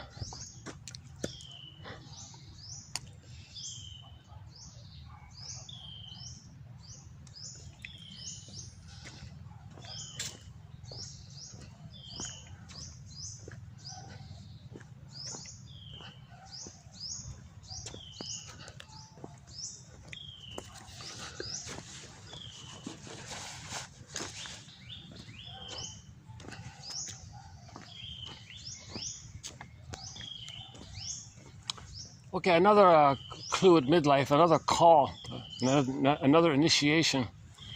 You know, the hero's journey, you refuse the call, right? But it comes back to you again.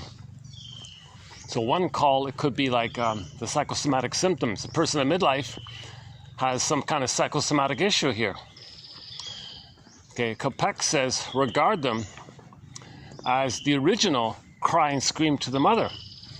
Mother gaslit the baby, double bonded the baby. What does the baby do with those feelings around his needs not being met? So it turns inward to an organ, and the organ goes kaput, called a psychosomatic symptom. So Capex was saying, regard the psychosomatic symptom as just the same old cry and scream to the mother, which originally was healthy in the sense that it was revealed and it was relational between the baby and the mother. But now it went underground, detoured, covertly, inward to the organ. Now it's kind of concealed, and it's to the organ, and the pain reveals it, but it's concealed at the same time. So psychosomatic symptoms reveal and conceal the original conflict. John E. Sarno. Fishtail palm. What kind of palm tree here? Aha. Oh, they're planting some new ones, whatever it is here. Magnolia champaca.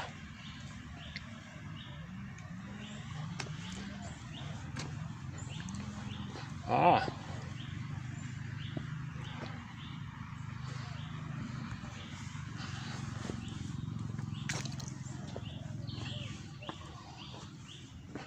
Oh, another banyan tree. All right. I love the banyan trees. My God, aren't they amazing?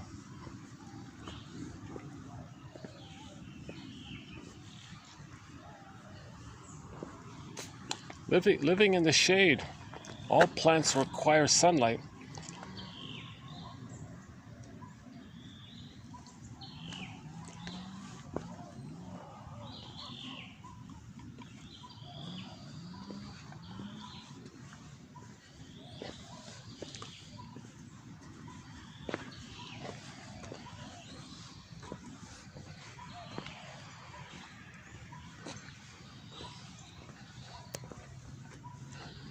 What's this one?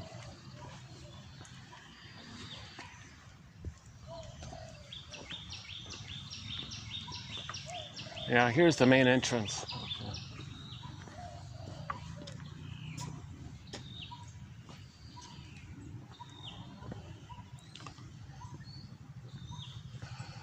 Oh yeah, there's a warning. You can't eat the nut of that tree. Make you ill or something. Dramatic one there. Jeez. What's this one? Pink Tacoma. Pink trumpet tree. Wow. Here's a tree. Here's a tree called the pink trumpet tree, or the pink Tacoma, or the Dionysia.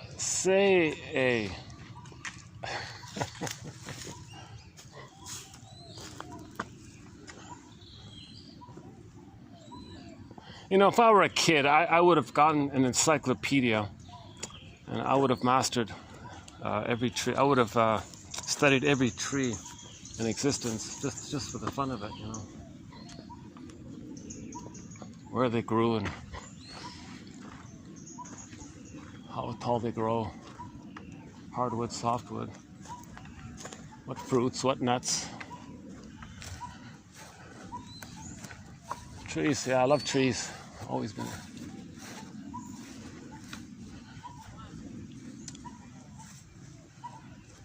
Yeah, there's the entrance. Yeah.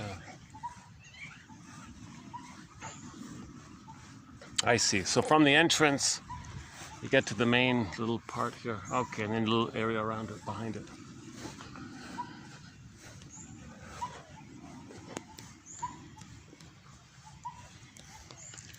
Maybe I can just, yeah, it's clean and dry here, right? Maybe I can just sit here for a bit. Hold on a sec. Can I just sit here? Yeah, the ground is dry. Hold on a sec. Let me just sit on something here. What was that there?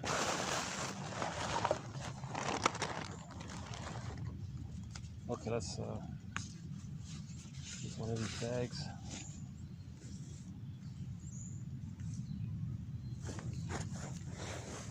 Oh.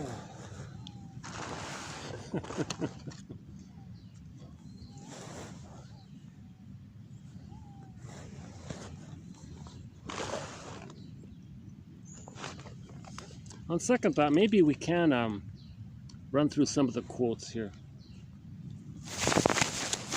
Dionysus. Or save it for part 2.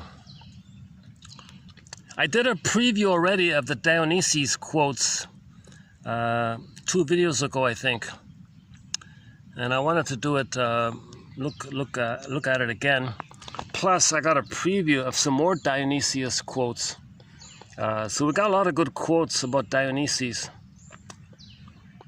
You got to think of Dionysus kind of like Aesop, you know, like Aesop's tales.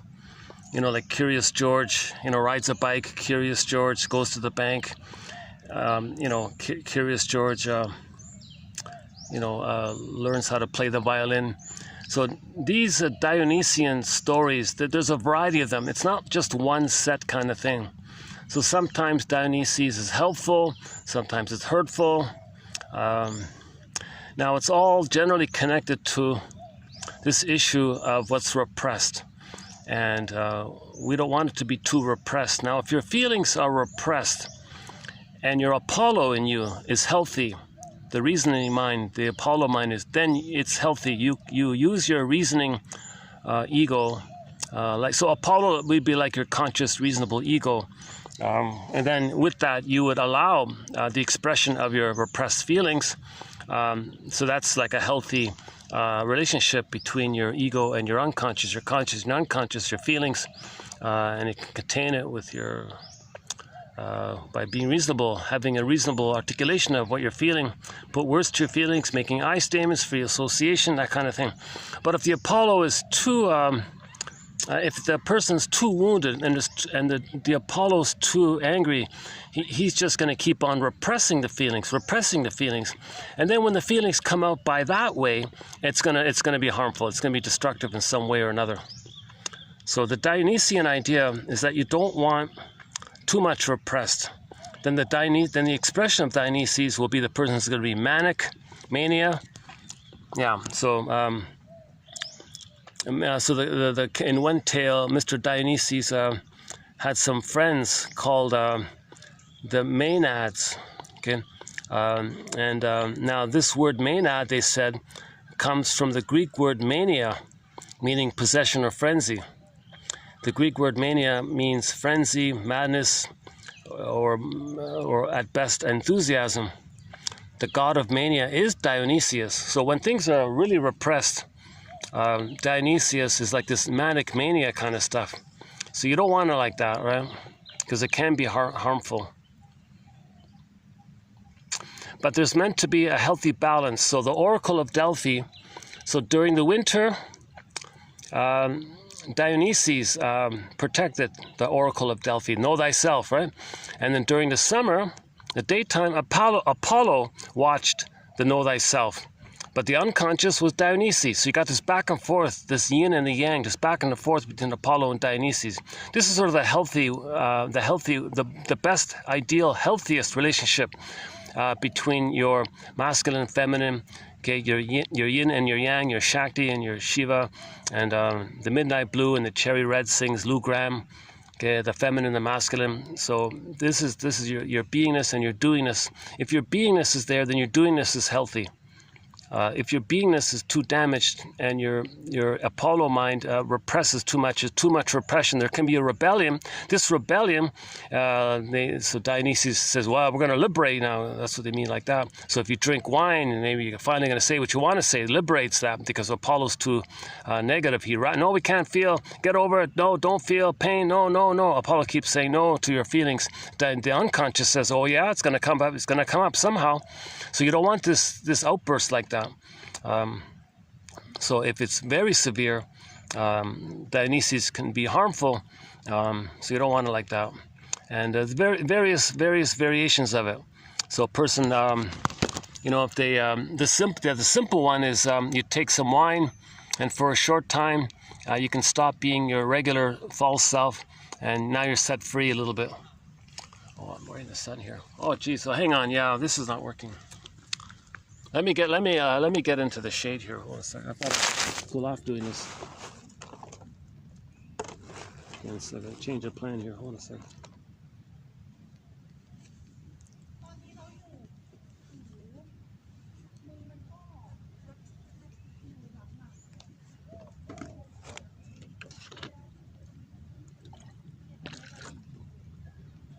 Let me take one more water run here.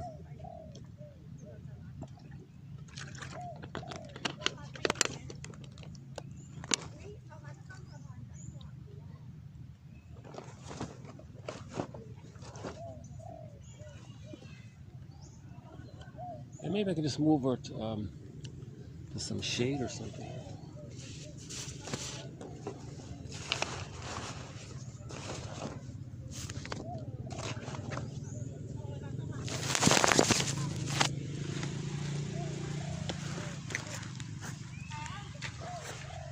Let's check the hold on, how's the battery doing? Oh, battery's draining. Oh, hang on.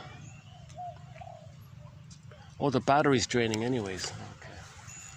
That's okay. That's okay.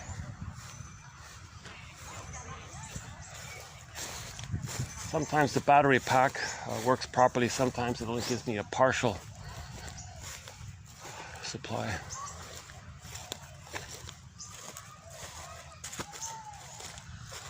What time is it again? Let's see.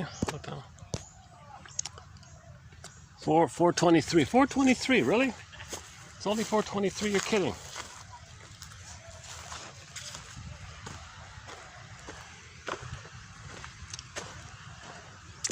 It's too bad I can't find some air conditioning so I could cool off and talk to you freely. This is a very unusual video. Filled with anxiety.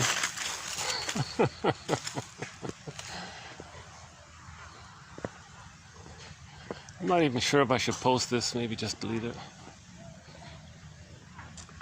Well, I want to post a quote, so.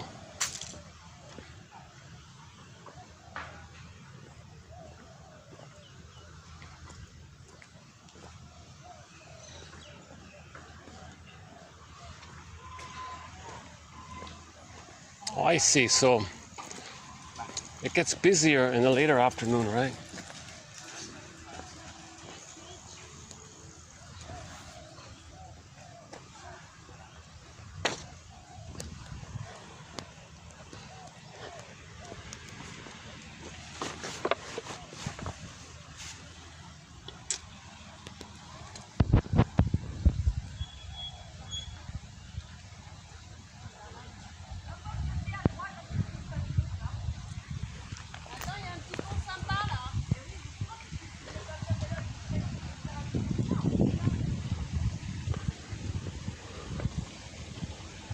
Let's see if I can go back to my preferred spot. Let's see.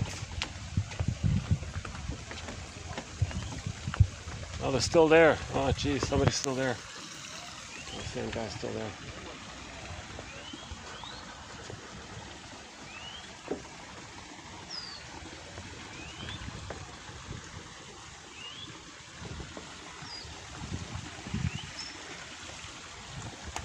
Actually, no, maybe I could. Here's a thought. I could go back to that little coffee shop that's about 1 kilometer from here, from the main entrance. Now, there's no AC, but they do have a fan. I didn't use it last time. Maybe this time we can go there and use it. All the bikes are coming out. It's funny, this is like a 1 kilometer, 2 kilometer walk, but nobody walks it. They all rent bicycles. Kind of funny.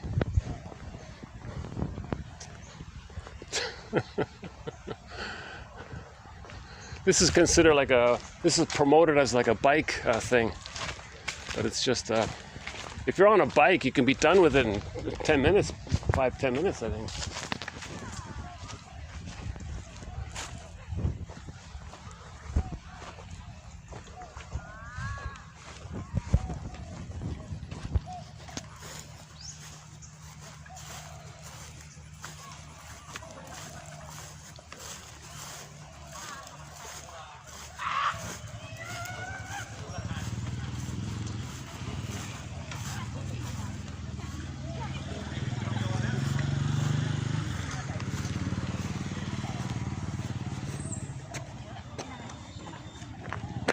Air conditioning.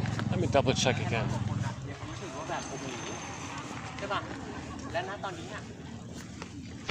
If there's air conditioning in here, let's see. Last it was all closed when we came last. Now this is just some kind of exhibition-y type of thing. Now there's no restaurant here. Okay.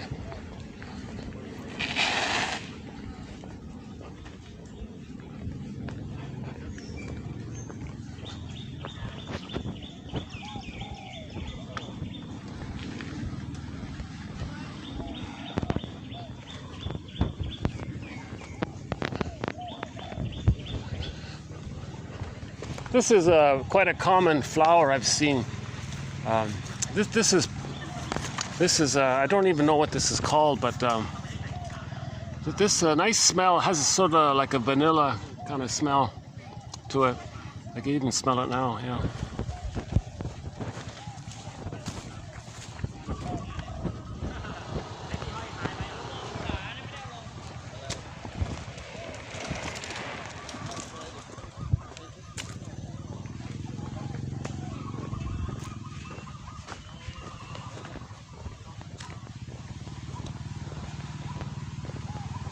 Well, this is a dearly needed park. It's a busy city. So, yeah, it's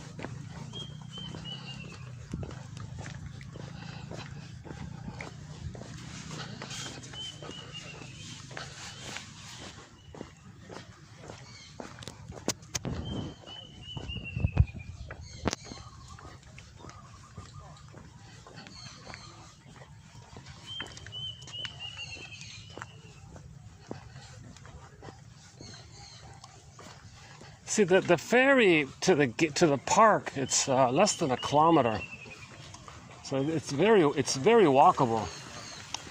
But people don't want to walk it. They rent a bike to it. But then when you're in the park, you don't need the bike when you're in the park, right? I say just walk the whole thing. But maybe next time I'll do it differently.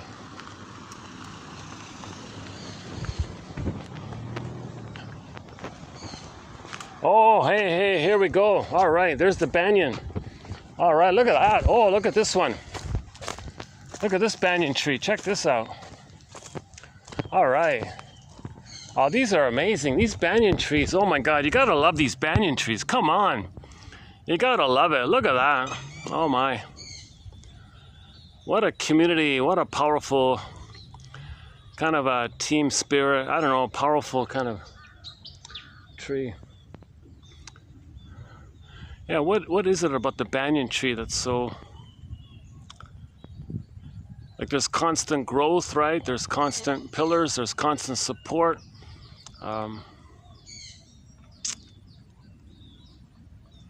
Alive, like a forest. It's like a little mini forest in itself, right? Like the one tree looks like a mini forest, all in one tree.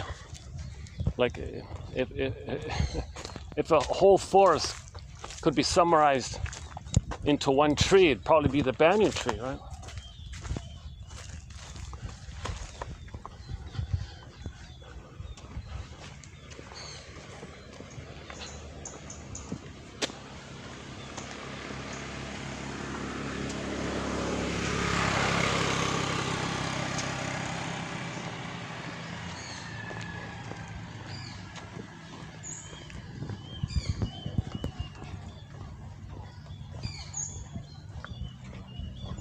So this unexpected topic about Dionysus. Aha, yeah, yeah. At the beginning of this video, we went up the bird. This is it here, right? This is the bird viewing point. What's the one, two, three? You climb up 1, 2, 3. We were there, yeah.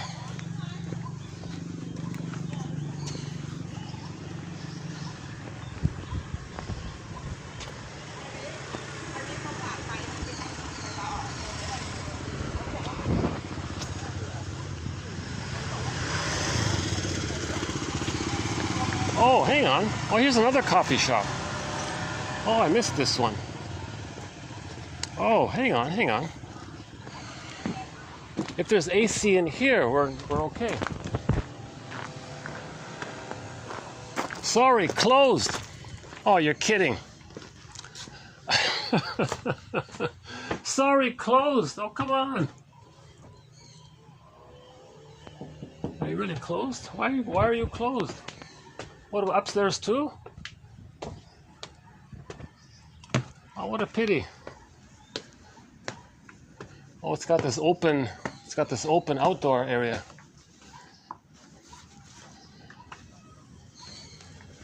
Oh, nice little coffee shop here. Yeah, it's got the swings.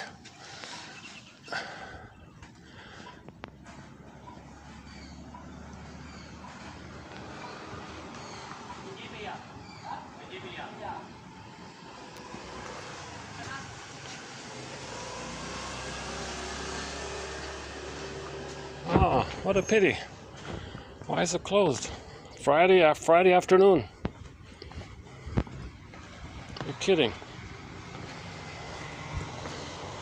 Maybe it's part of the holiday thing. Please come back again. When?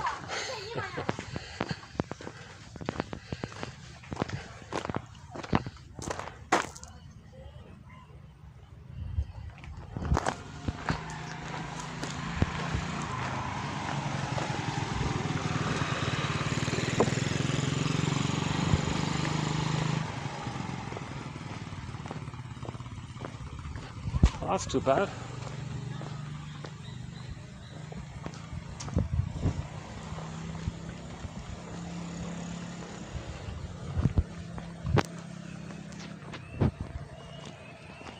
This little man-made island has two parts. The center of it is the park proper, and then sort of on the fringes of it, it's sort of like just some other services.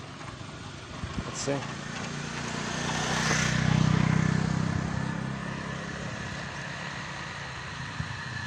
Two kilometers. Okay, so the park, it seems to be about 5 kilometers wide, roughly. See where the bicycles are.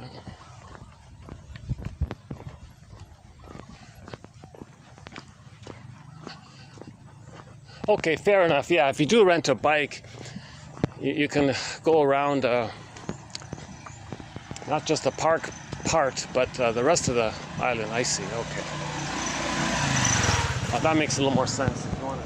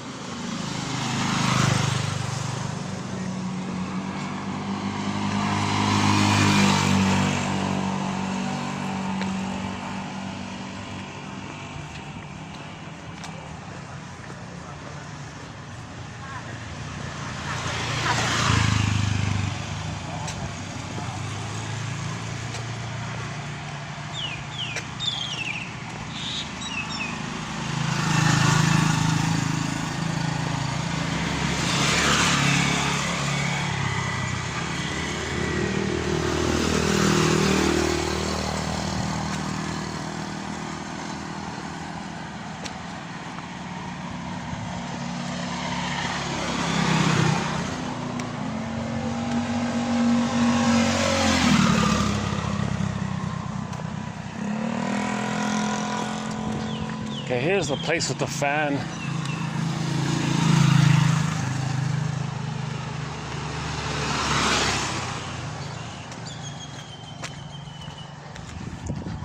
Okay, let's just sit in here then.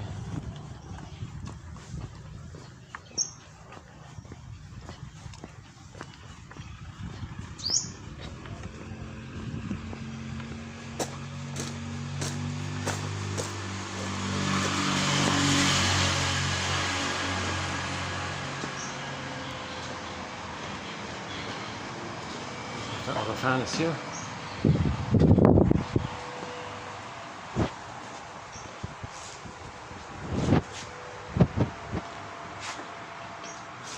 Let's see, are we getting fan here? Hold on a second. A little bit, yeah, a little bit. Okay, hold on a sec. Let me order some iced tea or something. Hang in there, I'll be back in 2 or 3 minutes. Let me use the washing in here.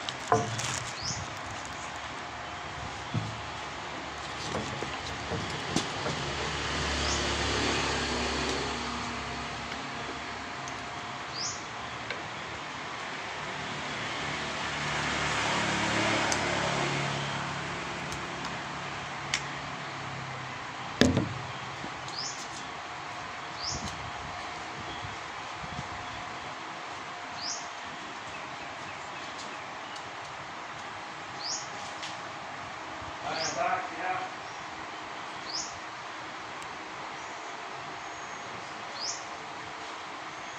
And let's do iced cocoa. Iced cocoa. You want that one, Lou? Iced cocoa. It says here we have iced cocoa. Is that available? Iced cocoa.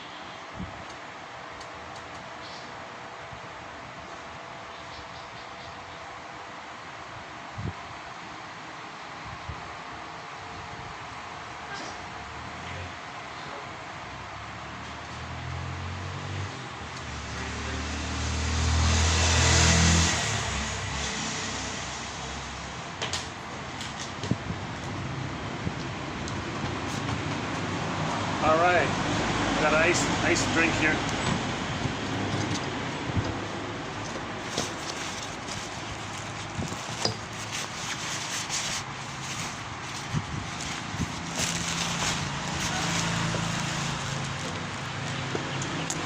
How do I still look? Does it still look pretty bad with the sweat and all that? I try to dry off the sweat. Let's see if we get better lighting here. How's that? Is that bad? Oh, how about like this? I want to get the fan. Yeah.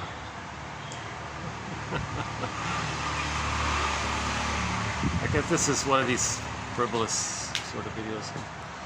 I've done some serious videos. I've done some clumsy videos. This might be the most kind of the most time inefficient video, I guess. Let's so yeah, back to this image at the Olympics, right? So my working hypothesis is that scene at the table, the dinner table scene, and then you lifted the what do you call that? The cover of the plate, and there's a handle on that curved cover thing. So you lifted the platter cover, and you're expecting like a dish, you're gonna like a meal kind of thing. No, there wasn't. There was a message. Analyze this, people. Analyze this. Okay, that's code for mentally process, integrate, psychologically digest, psychologically think about, consider. So that's like analyze this. So my theory is when he did the lid thing, and the naked guy came out pretending to be Dionysius. Okay, that's like analyze this, people. Analyze this. So that's a clear, vivid, compelling kind of image. Everyone freaked out, even got banned. You can't even see it anymore.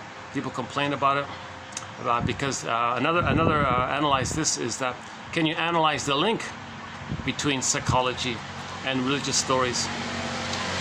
That religious stories, when they're used as a tool to pillage, psychology is cribbed, like twisted to pillage.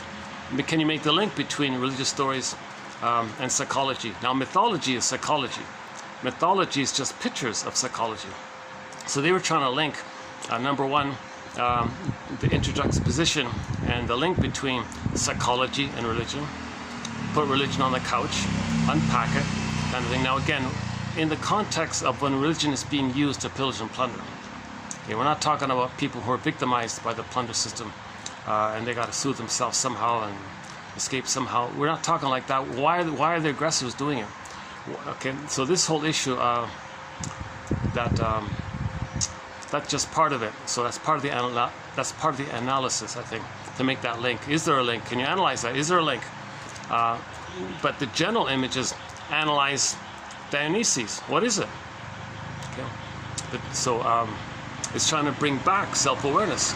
So it's not only just the id or what's repressed. Okay.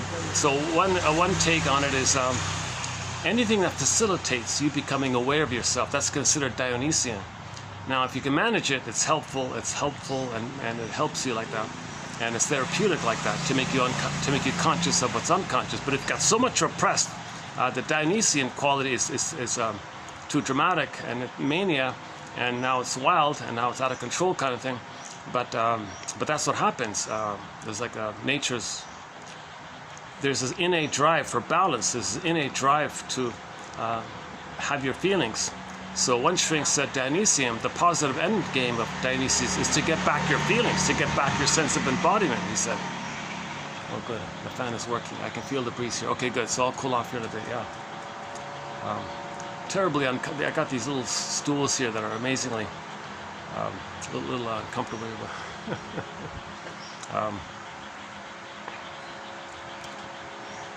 But good, I'm the only one around here, that's good. Let's make the best of this. So that's my tentative working hypotheses. You know, the guy who's behind all this, or the front man for it, Tony something, a famous canoeist, kayakist, He has a whole bucket full of medals. So he's a star canoeist and all this. They made him the front man for the Olympics. And he's quoted as saying, yes, I agree that we need something provocative to get people talking. Analyze this, people. Okay, analyze this. So at the end of the last video, I was reminded of the film Analyze This. The tagline was, you know, some mobster guy wants to get in touch with his feelings, and you're going to be the therapist. Yeah, right. You try telling him his time is up, kind of thing. Like analyze that kind of thing. Well, on a broader scale, like in a more helpful, broader scale, analyze this phenomenon that if something's repressed, it's trying to reach your consciousness. Now, the facilitating quality that brings up your repressed material to consciousness, if you were to personify that energy that facilitates this, Hermes, yes, but the more broader term, I think, is the Dionysian issue, because it makes the person manic. Hermes is kind of neutral. It just delivers, here's a message from your unconscious to your conscious, here you go. It's kind of neutral like that. But Dionysian is more the back, deeper force to bring it up. Right? So Dionysian is a bigger, it's a deeper area like that. It may be so much that Hermes can't even communicate it to you. Hermes is saying, sorry, there's so much here, I can't even deliver it to you. It's such a flood like this.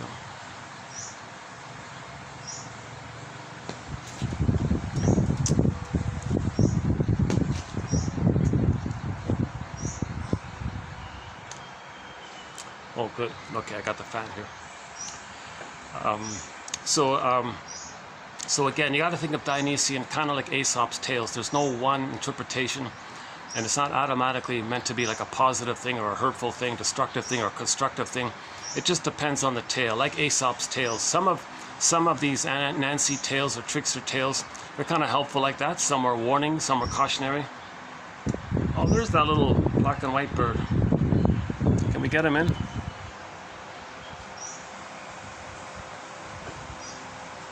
He's looking for that orange peel.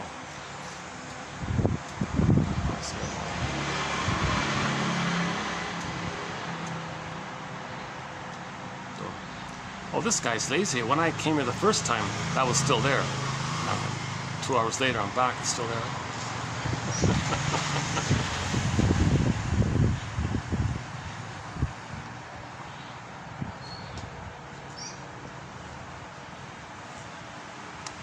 I guess this spot is away from the main gate, right?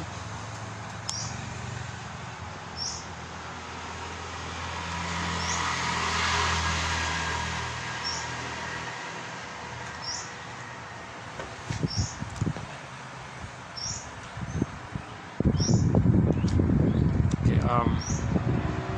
So let's just review some. I'm not going to do the whole. I'm not going to cover all the quotes, but Dionysius, the god who by very simple means enables you for a short time to stop being yourself and thereby sets you free. So this idea that Dionysius sets you free, that just means what's repressed, denied, disavowed, disowned. Okay, you were traumatized. I don't want to know it. Apollo says, no, don't know it, don't know it, don't know it. Okay, well, this energy that brings it up like that, that's Mr. Dionysus is kind of behind it, or we give it a name kind of thing, we personify it. So mythology, okay, these are just pictures, okay, that you kind of see and know to describe something invisible that you don't know. Something we don't know, we don't see, we don't understand. Well, you create some kind of picture that you can concretize. Oh, I see it, I know it. Okay, that's just to link you to something that's invisible like that. That's all it is, right? So we personify something that's unknown to be able to talk about it, to identify it somehow, some way, right?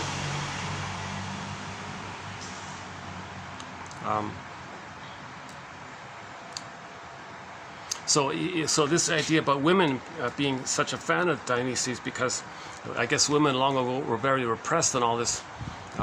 So women were rebelling against being treated the way they were treated, I guess, back then. So they'd go off in the woods kind of thing. They'd have this desire to drink wine and dance in a circle, and they would try to live in the forest and live off berries and try to survive like that. And they were just trying to escape from the repression of the home life.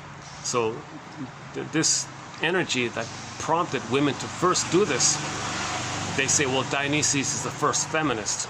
It's not an actual character. Dionysus is not a physical character. The guy with the grapes around him, that's not an actual character. That's just some imagination that somebody came up, some storyteller, some mythologist came up like that, right? So that's why women call him the first feminist. There's no character saying women be free, just some energy. Oh, there he is. Let's see, he's going to go for the orange piece there.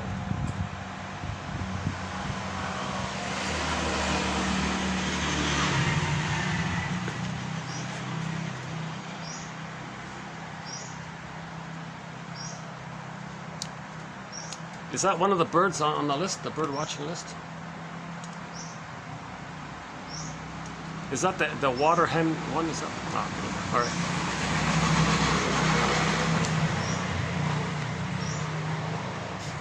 I gotta write these bird names down, Jesus.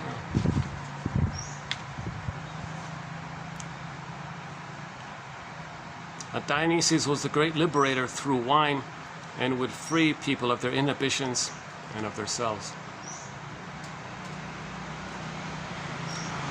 The ancient Greeks believed that the effects felt from drinking wine, so he's the god of wine, the god of mania, god of ecstasy. In the extreme case, in the most extreme case, in one tale of Dionysus, in one Alice's Adventures in Wonderland, in one Dionysus adventure in this Wonderland, let's say, so in one Curious George rides a bike. Okay, so in one of these tales, one version, okay, you got Dionysius saying the energy is, wait a minute, we as a baby didn't get the oneness with our mother. We were ejected out of the orbit with the mother too prematurely. We want to go back there. Now, the baby does feel a blissful oneness during that time. He does feel an oceanic, quote-unquote, oceanic ecstasy with his mother.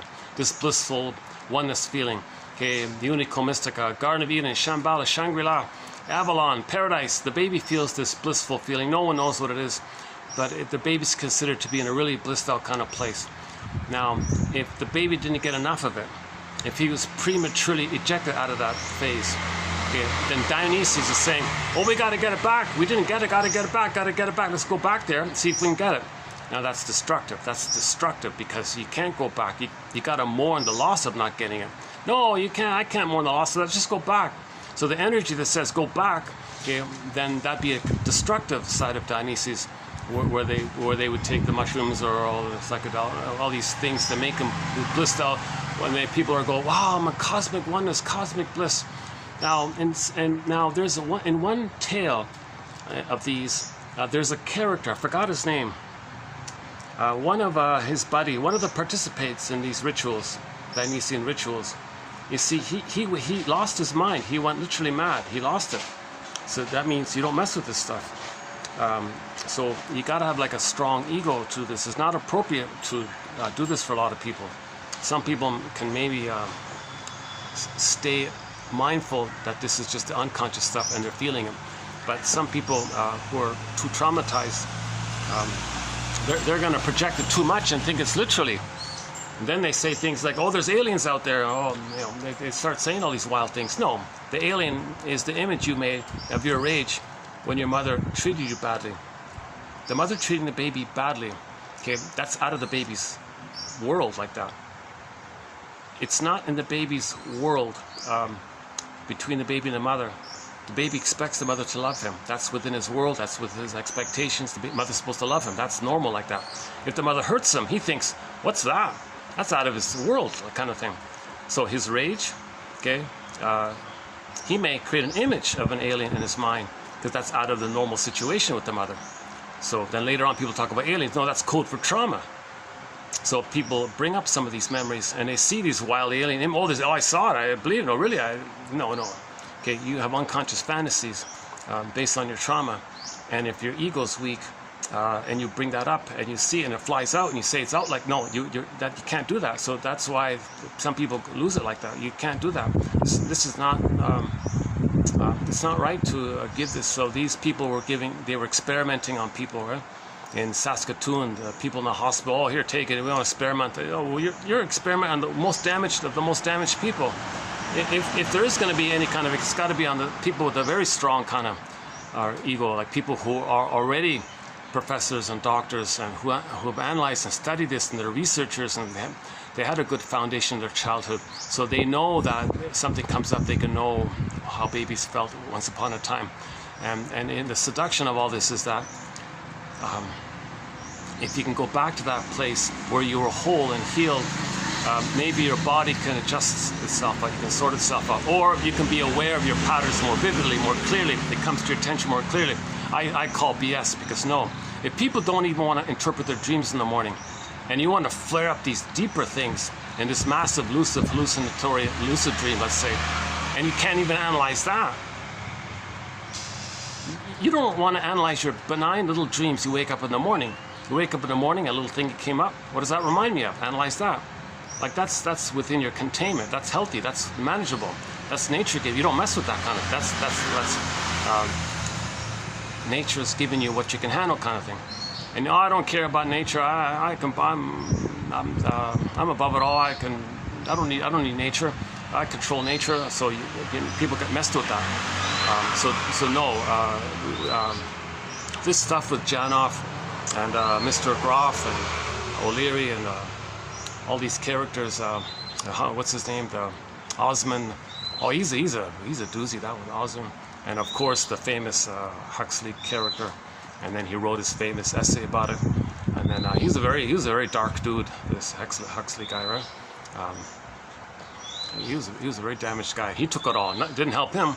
But think of it in those terms, made him worse, probably. And then he wrote his famous novel, right? And geez, where's the fan? What happened to the fan? Hold on a second. I was getting some breeze here. Oh, there's the breeze. Sweating away. Okay, give me a small second here.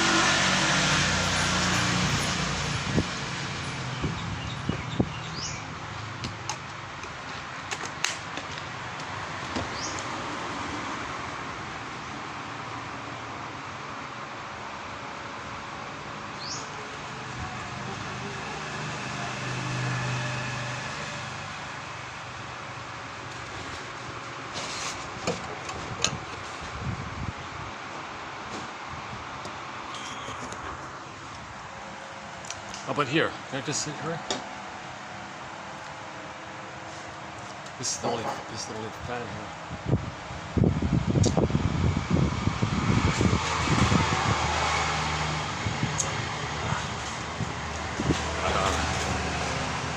Look, the guy's looking right at me. If I sit like this, so let me.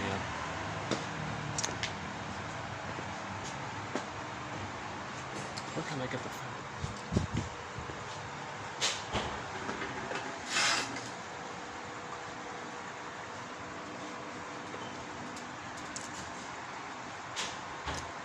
Well, I don't got much choice here. What if I do this? I don't get the lighting here, right?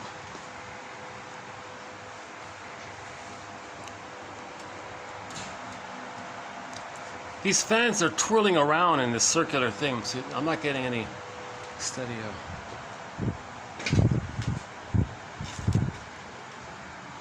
Okay, enough about the fan. All right, fan. I hope you'll be a fan. I hope anybody watching will become a fan of 1001 Windmills of the Mind. I'm not looking for fans. What I mean is you'll have an interest in these quotes. Not about me. I have all this anxiety. So clearly I'm not, my disclaimer, I'm not a shrink. I'm not a professor. I'm not a midwife, doula, nutritionist, gynecologist. And as mentioned earlier in the park, if I had the funds, I'd be on this flight tonight. Lay down McCafferty. Okay. Okay, so whenever you let's say take some wine, and you feel you can put aside your mask, right, for a minute and say what you wanted to say. So the spirit of the wine, they call it Dionysius. Something that facilitates you bringing something that was repressed up to your consciousness. So if it's manageable, it's helpful. If there's too much repression, then it's going to be hurtful. So these women, I guess, in ancient times were very repressed. So they escaped to the woods and escaped their families and lived in the woods. These ladies would live in the woods in a circle, and they would just get drunk all the time, and they would survive in the woods alone with no other help from anybody. And so these were the Dionysian women's circles. This was the first time women tried to break out of the so-called patriarchy, right? The negative Apollo, right? But see, women perpetuate. See, when women are this all goes back to 10,000 years ago when we traumatized ourselves. See, we're homo traumicus. So these kind of things are kind of, the positive intention is to realign and get back our feelings, get back our embodiment. That's the positive intention. But you want to first build the ego. You want to fix Apollo, let's say, heal Apollo, and then the feelings, then he can accept and allow. It'll come up naturally. But if the Apollo thing is too defensive because it's too much trauma, then the feeling's going to come up. Nevertheless, then things are hurtful like that. So first, weave the basket. Then the egg comes in. Okay, psychoanalysis looks for an egg and a basket that's missing. So first weave the basket, then there could be an egg, and the egg can be the firebird. So just as a bird first builds a nest, then there could be an egg. Okay, inside the eggs, the firebird, the emotional knowing. You ride the firebird, the phoenix, the emotional knowing. You get back your feelings like that. But first you need the nest. Okay, it's kind of like a catcher's mitt to catch the ball. You don't want to catch the ball without a mitt, so you got to first build a mitt. Then I'm talking about Major League Baseball.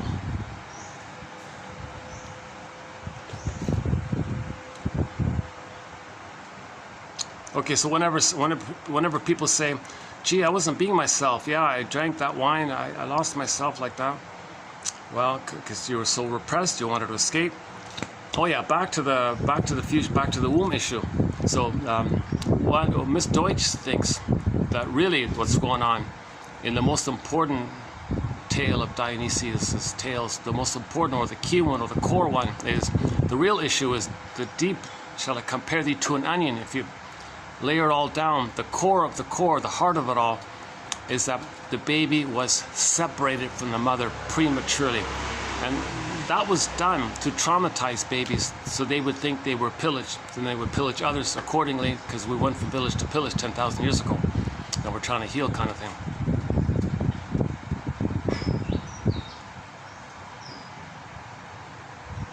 Oh yeah, okay, so babies who were removed from the mother. So that's a trauma to lose that oneness, that blissful time, that ecstasy time. It's not addiction for the baby, it's just a natural thing he goes through. But if he doesn't, and that's the egg. It's kind of like getting back to the egg. You can't have a psychological birth if you don't have the psychological egg. Okay, so this trying to get back to the womb, he means the mother-infant dual unity. So he'd say, well, trick your brain to give you those feelings, the feelings that you should have had. Then you think, maybe, are you back there? No, you're not. No time machines.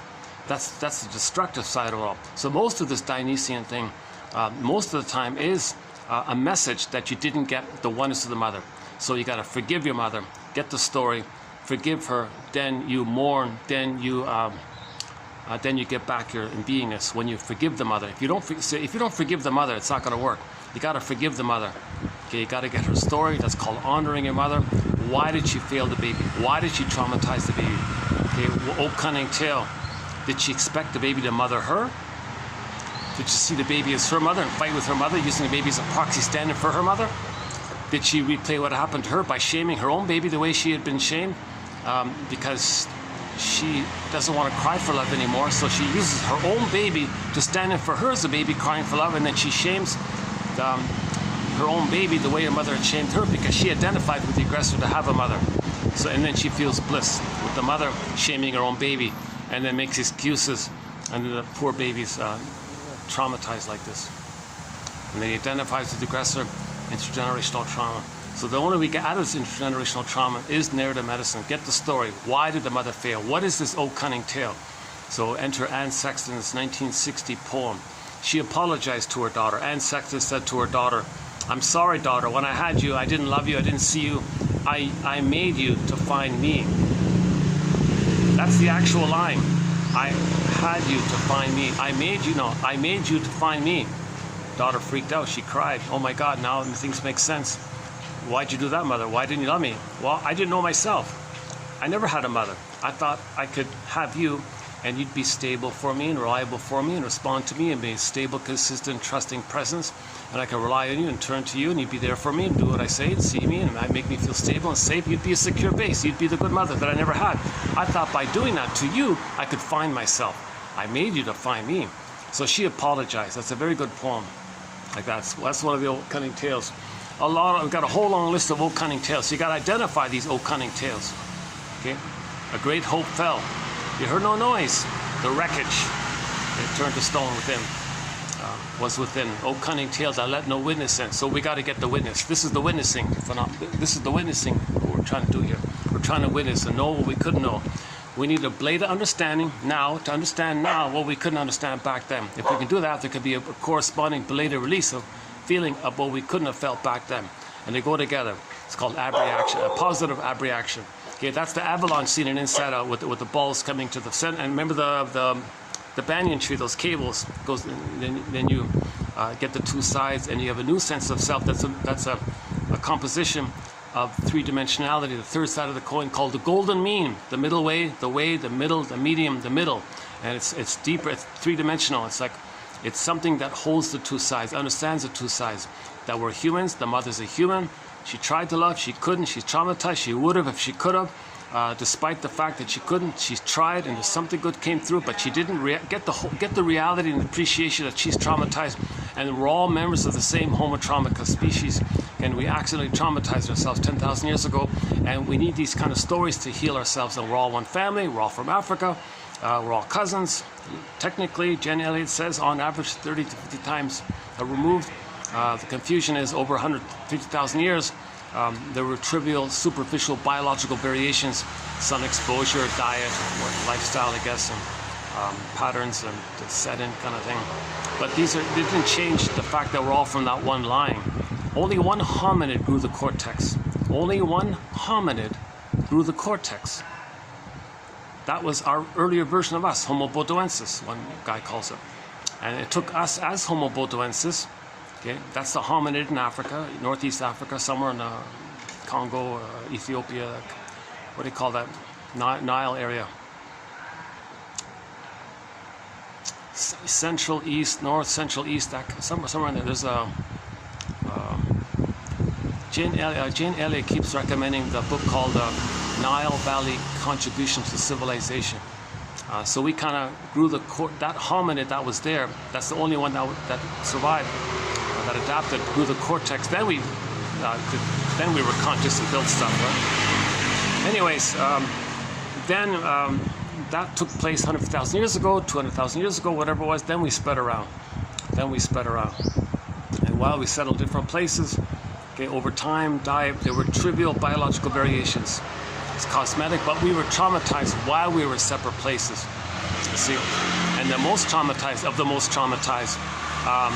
They were more demanding to reenact what had happened to them. So symbolic reenacting of what had happened to them is to plunder and pillage the way the mother plundered and pillaged them. And this takes place when the babies were removed from the mother. So for the first time ever, okay, out of the confusion around our discoveries and wanting the serotonin, we accidentally, unknowingly traumatized our own babies, okay, and said, all right, baby, if you're going to be traumatized, you're going to have it in the brain that the mother plundered you, and she was a robber baron. She short-sold you, and she gave you poverty. We want you to think like her. Due to the repetition compulsion, you're going to see the land out there and people out there as your innocence, and you're going to treat them the way the image you made treated you. And now you're really angry at the mother who did this, the image that you made. So first you see others as you, innocent you, and you're going to treat them the way your mother treated you. Then you're going to flip-flop, see the ones you just hurt as your mother who hurt you, now you're angry at them. And this is the psychology of the pillage and plunder. Okay, so then the storytellers came on the scene. We got to hold the phone here. What's going on here? We got to heal this stuff here. We traumatize ourselves. We're destroying the planet for a quick buck, just for the serotonin, because we didn't understand the brain chemistry around all the discoveries. And you know, there were a lot of people that said, don't mess with this kind of thing.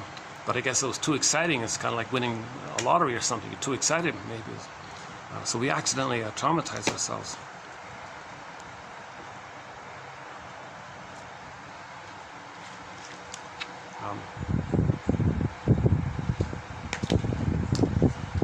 Okay, hold on a second.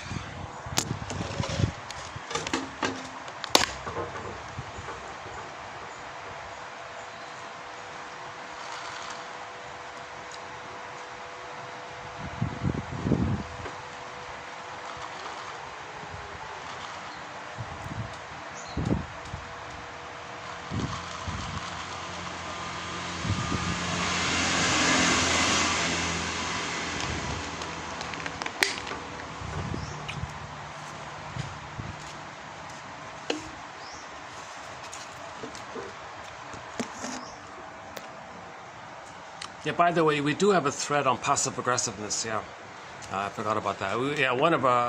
About a year ago, we opened up a new thread called passive aggressiveness. Interesting topic. Scott Wetzler sort of leads that one. So yeah, check out that one. Let me change the chair. My goodness. How do you sit on these things? My God. How do people sit on these things? My goodness, they're awfully uncomfortable. Let's try this again.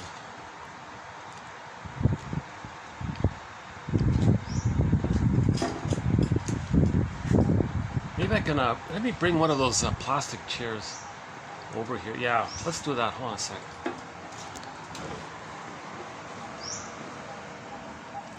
Hopefully he won't mind. Let's see. This way.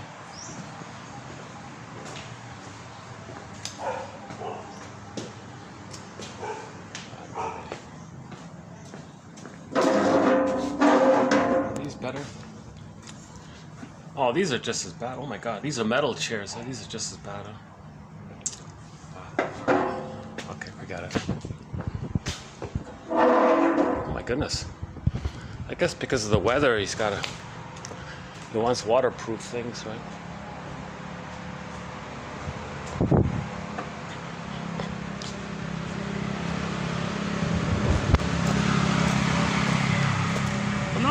Now that I've cooled off a bit, maybe I can go back to the park. What about just here? Hey, here's this spot. Aha! What about just in here? How's it here? Yeah, what about just here? Oh, the bugs are gonna come in, the flies and things, right?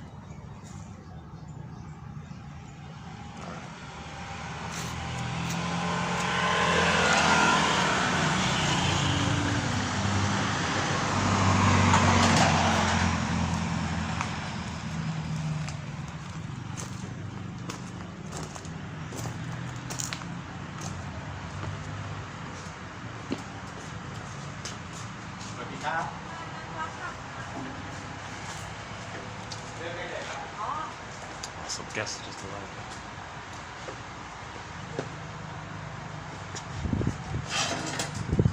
Thanks. Hold on a second. What is it with these? What is it with these things? God, it's like sitting on iron plates on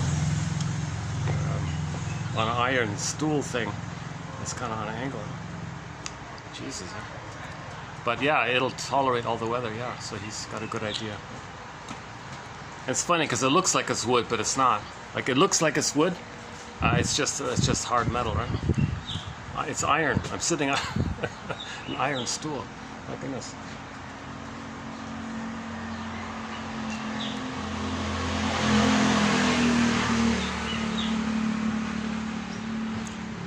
Okay.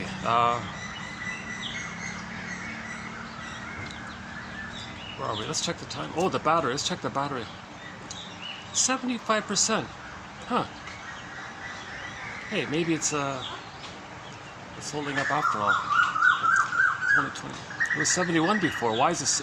That's funny, eh? It was 71 before, now it's 75. Maybe it's correcting itself.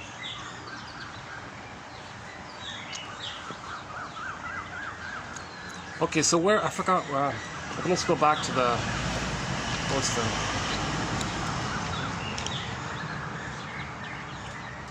okay, and sometimes this issue of sometimes if something facilitates you bringing up something that was denied in you, sometimes the masquerade ball would do this. You wear a mask, Halloween mask, or like at the carnivals, you wear a mask, and that like transitions you.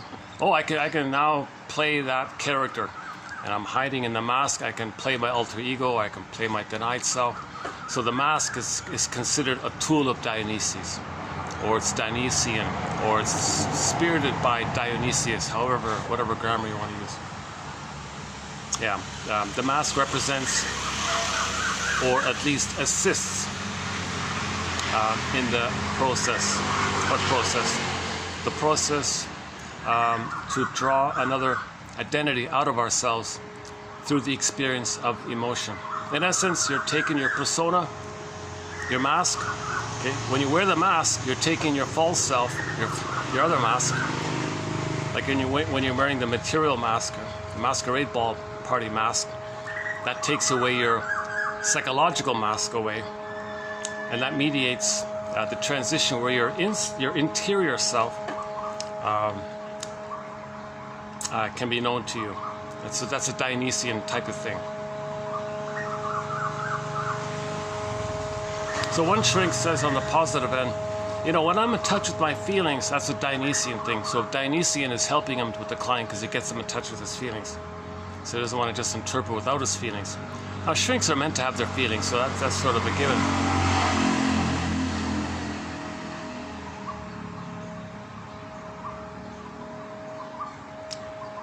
Okay, and Dionysus' childhood. Oh yeah, this one about his the story of his childhood was the father Zeus wanted a daughter, so he raised her as a daughter. So this psychology touches on the common theme that some mothers are over-attached to their sons, and the sons identify with her. And some mothers partnerify the sons, parentify the sons, then partnerify the sons in a negative tarpa like this, and the mother excludes the father like this. The father sees this and says, he's married to mom, oh my God, here. She chooses him, not me. He might be jealous like this. So the father might say, an actual father might say, all right, fine, I give up, sacrifice, take him, wifey, you want him so much, and you don't want me, fine, leave me alone, let me have my freedom, you take him. That's from the book called When He's Married to Mom by Ken Adams, I think. So he says, I want to go to the garage, play with my hobbies, leave me alone. Okay, and one in the film called Overdependency by NFB.ca, 1946 30-minute film called Over-Dependency. There's an example of this. The poor kid smothered with demanding, clinging, impinging, imposing, demanding, forcefully, bossy, authority, controlling the child, guilt-tripping the child. No, child, you're mine. You do what I say. I know best. No, child, you listen to me. This kind of forceful kind of thing. The poor kid, he tried to get out of it. He sneaked out, went to the garage. Hey, Dad, I don't want her like this. I want a father here. It was too late. He said, leave me alone. I resent you because of you. I lost my partner. She chose you, not me. So the father's jealous like this. So the son tried to connect with the father like that, but that's called Elias. He rejected the son. So when a father rejects a son, that's the Elias issue. Then the mother's Jocasta. She engulfs the son. He's the Oedipus. He's got that mother complex. This is a common pattern. That Dionysus is a victim like this as well. Okay, Dionysus didn't have any father figure around. He never stood up to Zeus. He never spoke up to Zeus. He always, yes, father, yes, because that Zeus was the mother, I guess, right? But another image of this issue, that the metaphor that Zeus gave birth to Dionysus from his leg or whatever it was, his arm, or they said his thigh or his knee or something like that. The metaphor was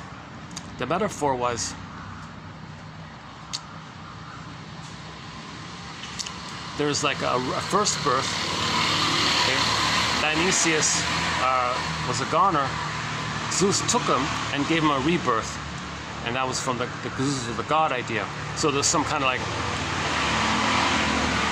invisible thing that takes place when we get our psychological birth back. Okay, so when the child's crushed and then the phoenix, that's like an invisible thing coming up like that. Similar idea. So Dionysus was the goner from the human side. Zeus put him in his leg or whatever, and he's born from the leg. Okay, kind of thing. Now he's that's a code for this birth, death, rebirth motif. Common motif. Okay, you had. Whenever there's a so-called quote-unquote death in a myth or fairy tale, okay, that's just code for the false way, the false self. That way of the false self, you don't need it anymore, so it dies. So a character that represents the false self died, then you got the new birth. It's the death of unreal hope, that's the birth of new life. Okay, so this false self means you're going to symbolically act out. You think something in the present can be mother in the past. You have this relentless hope to find people who remind you of your mother so you can get a better mother from the past. This kind of relentless, unreal hope, this is a false kind of thing. When you give that up, the death of that, okay, so a character personifies that when you give that up, that character is gone, then there's a new life, the rebirth, that's the spiritual kind of, now you're getting back your authentic self. Your authentic self. So when the real self is frozen, that's the death, right? Then you got the false thing going on. When the false thing is going on, then you get back the real self. Okay? So you had it, lost it, want to get it back. I don't know. So this idea of, so that's not, that quote's coming up. I just found it this morning. That's coming up in a future video. I got this backlog. I got a bit of a backlog on quotes. So we'll catch up in a minute soon.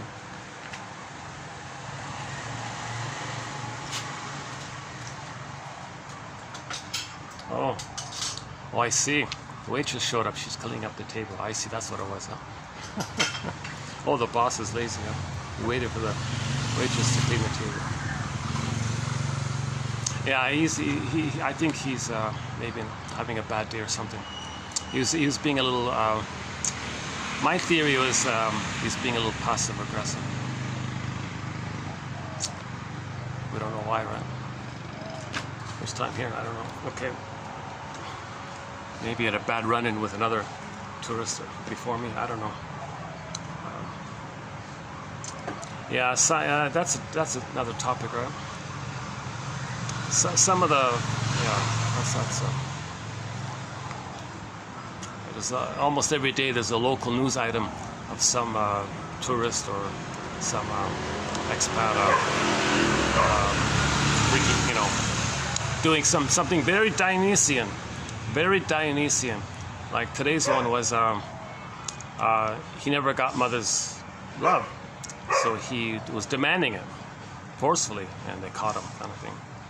That's a Dionysian. That's a destructive Dionysian. That character who's doing those awful things. So yeah, so I got him there. Okay, Dionysus. Okay, so in other words, in myths, you have to search for the positive intention or the rational positive intention behind the irrational nonsense. Okay, so let's borrow that TV show Nashville. She was a wealthy woman, but she was a shoplifter. Why? She's got $1 billion and she shoplifts. Why? Why? Because her mother never gave her anything freely. So she went to the cosmetics section, the girly section, the feminine section, like that, and lipstick and skin cream, if you touch tender, like these kind of things that are like mother-daughter close interaction kind of things, symbolic of it. She thought, I want a mother's caress, so she steal cream or whatever. I want a mother's kiss, so she would steal lipstick or something. So she did this, she had this hobby of going in, I'm not gonna pay for it because mother's supposed to give it to me freely. So she goes to the shop, I'm gonna take it freely. So that's Dionysian, where she was a shoplift. She grabbed it. That's Dionysian. That's a destructive Dionysian thing. So that's when Dionysian is hurtful. It's destructive because she doesn't have the Apollo to realize that the mother was wounded and traumatized. She just had this built up, pent up frustration that the mother never gave love freely. The mother never freely gave any kind of love. It was always on conditions. It was always on some sacrifice on her end, and so on and so forth. Now the good news about that show is later on in that show, the mother did a nice thing finally. The mother said to her, you know, your success, I want you to know, that's all you. That's nothing to do with me, that's all you. In other words, she gave the message, she won't take credit. Because some people won't be successful because they're afraid the parent's going to take credit. They're so angry at the parent's taking credit for them. They say, I'm not going to be successful because they're going to take credit. I resent that idea because they took so much from me already. If I give something, they're going to say it's because of them. No, I'm so angry at them. I don't want them to deny me like this. So they deliberately live self-defeatingly like this. So despite this problem, she became successful, and the mother said, that's all you. Your success, your stardom, your fame, that's all you. In fact, nothing to do with me. In fact, it's despite me. I was a barrier to it, and that's really all you. So she really fully gave her kind of credit like that. That was one nice thing about that show like that. We have a few quotes from that Nashville show. The link song to it is The Lies of the Lonely. So we have a whole chapter called Psychologically Minded TV Show and Film Quotes. Route 66, okay, The Fugitive, Drop Dead Diva, Happy Days, a long list of shows, an assortment of shows. Harry's Law was the recent one, Harry's Law. They say that the moral of the story comes at the end. Oh no, Harriet said. It said there at the beginning. It was there at the beginning. You only get it at the end. One guy in that show had a midlife transition where his charm act didn't work anymore. What's worse? Realizing that my charm act doesn't work anymore, that I'm no longer what I was, or realizing that I still am what I've always been. That was a good one. There's a few other liners in there.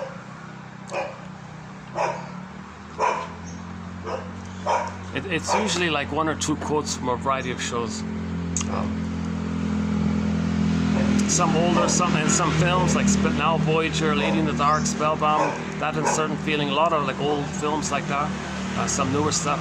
So whenever I find a psychologically or psychoanalytically minded line from a scriptwriter in a comedy or drama or whatever, I'll include it in our collection. Some of the best quotes in our collection come from Route 66. Go to 2599. Route 66. He was honking. He was say yes, Route 66. He was beeping. Yes, Route 66. Did you say Route 66? Yes, I love that show. Beep, beep, beep. He was beeping. So go to 2599, okay, and look up those quotes on the classic TV show Route 66. And we talked about it yesterday at the rooftop place about the sequel. The song. They were going to make a sequel to Route 66, and the theme song for it was going to be a song entitled "If You Won't Leave Me, I'll Find Somebody Who Will" by Warren Zevon. We talked about it last time.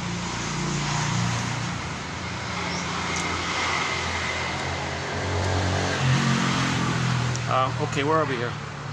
Okay, this issue about the childhood. So basically, it's basically the typical Peer Gynt, Don Juan playboy syndrome. Engulfing, smothering mother. Okay, no father around. Father rebuffed it. The baby's still psychologically in a symbiotic negative tar pit symbiosis with the mother. He never got enough love to leave her. He's stuck imitating her. He is her, looks for a perfect version of her to be free. That's why he's a playboy, because no woman can be the perfect goddess mother to break him out of the painful mother. So he's looking for something so perfect, so impossible, that would be the oneness that he should have received with his mother. It's ridiculous. So he has an image of some magical woman, like in Peer Gynt it was Solvig. So one version is Solvig was this woman. So he would reject women because no woman measured up to this impossible standard of something that he would need it as a baby. So he had an image as a baby of a goddess. So he was looking for a goddess woman, and he's still back in that nursery time, waiting for the positive mother. So the mother rejected him. He identified with her. So he goes on rejecting others, because mother rejected him. That's his way to have a mother, to imitate what she did to him, she does to others. So he can become a playboy like this. So Dionysus is kind of like that, is in that category. Dionysus generally is in that kind of category, where he is looking for the blissful, perfect, magical being. So that's the blissful mother experience that was missing, so he can go back in the womb. Okay, he wanted to go back in the womb. Long story short, it is his passionate longing for that womb, for that unambivalent bond with his mortal mother, for uninterrupted unity with her, that I find one chief source of the tragic conflict, Dionysius' quest for immortality. Okay, they always kept saying he wants immortality. Okay, that's code for the timelessness that babies feel in the blissful oneness in the uterus. Okay, that primary mentation, there's no time. Another way of saying there's no time is eternity or infinity or immortality. You live forever because there's no time. No time, you live forever. You're just always there. There's no time. So so he's looking for immortality. When he kept saying, hey, I want immortality. Okay, that means he wants to go back to the blissful place where there was no time. That's in the uterus. The baby doesn't know time. From the baby's point of view, when he's in the uterus, he's a god living forever, like the psychology-wise. Later he realizes that's not the case.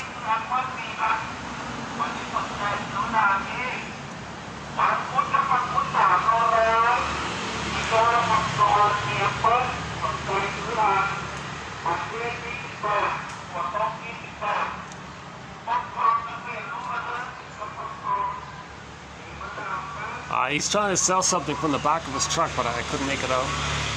Say, come on, people. We've got some rampions here. We've got some Rapunzels for sale. Get them now before it's gone. Rapunzels for sale. Rampions. So Rapunzel is German for rampion. Rampions are these white radishes that resemble carrots. So you pull it up like that. See, the rampion is deep in the ground. That's unconscious, dark, unconscious. So when the guy pulled up the rampion, that's bringing something that was unknown about you, brought it over the fence to the consciousness and gobbled it up, integrated, owned it, ate the Rapunzel. That means you're accepting and digesting, making it a part of you. You had it, you lost it, want to get it back. Something about you didn't know, went over to the witch's garden, down to the ground, you want to pull it up, get it back. So unconscious to conscious. Okay. So we want to make where it was, ego shall be. We want to reclaim, re-get, re-own, re-synthesize, re-appropriate what we had originally but lost. We put it there for safekeeping. Later we want to get it back. So the rampion, the Rapunzel means that. The Rapunzel means claim, get up what you denied and own it, and it's yours. You are that. You are wonderful. You're traumatized. Everything about you that you don't know. Okay, eat the radish. So the guy said, come on, buy the radishes. Radishes for sale. Heal yourself. Buy these radishes. And while you're at it, go to patreon.com/. Okay, sorry. In his passionate longing for the womb, for an unambivalent, no ambivalence, right? No confusion, no ambiguity, no anxiety, just a blissful oneness. Okay. Uninterrupted unity. No interruptions, no conditions. That's his quest for immortality that he keeps searching for. He wants the immortal son. He wants to be the immortal son with the immortal mother. Yeah, so he wants that image that he's the immortal son with the immortal mother. Okay, that's code for the baby is in a timeless bliss, and the mother's this timeless goddess bliss. And she's forever and immortal, and he's forever and immortal. And these two little gods, little god, bigger god, it's all one big God, unity God. That's what he's looking for. This is the bliss that he was missing. All babies need that bliss for 4 to 5 months post-birth. If it's lost, you're gonna look back for it. This attempt to look back for, okay, this energy that says go back for, it's called Dionysian energy. It has a positive intention, but you're meant to fix your Apollo to interpret it so you can heal. If your Apollo's damaged, okay, and it's a repressed, denied, and it comes out anyways. Then the ladies left the woods and left their families, lived in the woods.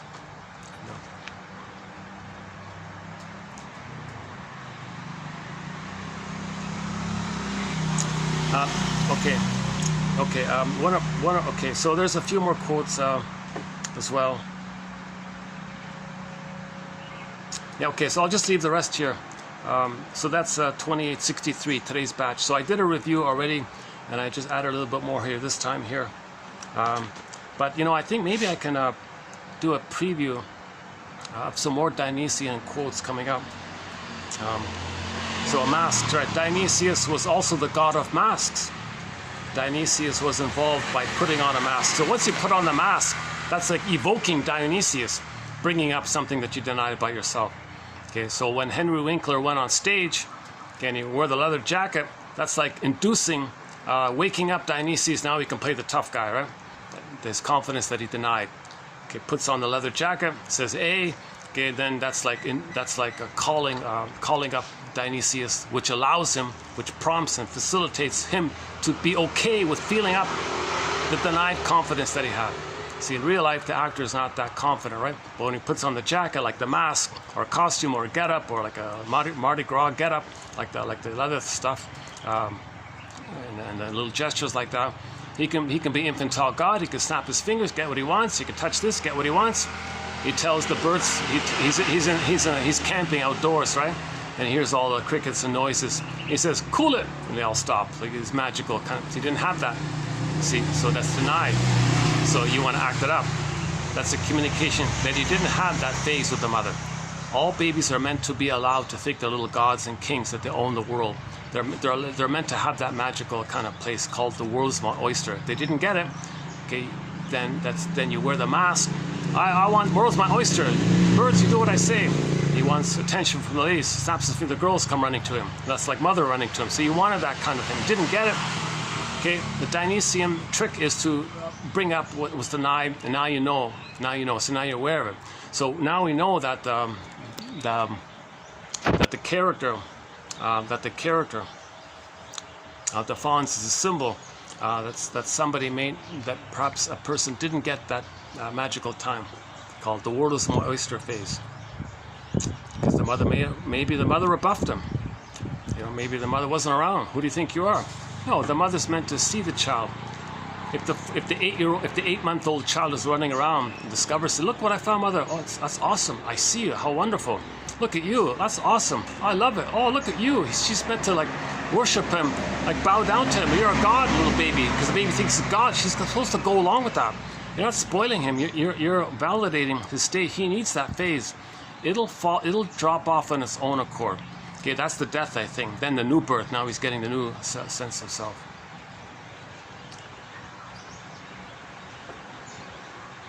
Oh, so they're still open. Oh, I thought they closed for a minute.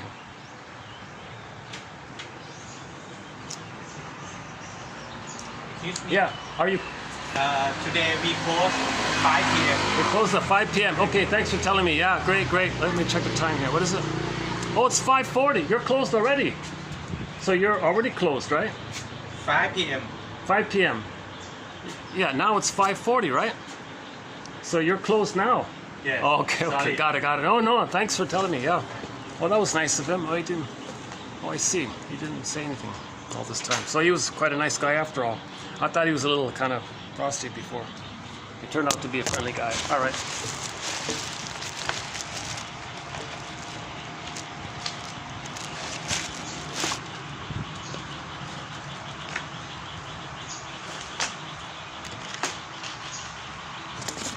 Maybe, let's see.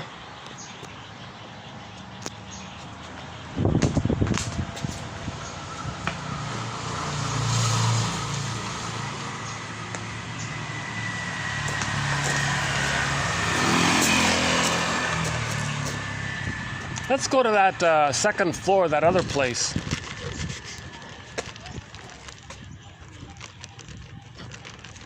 That closed place with the swing. Let's go there. Wow.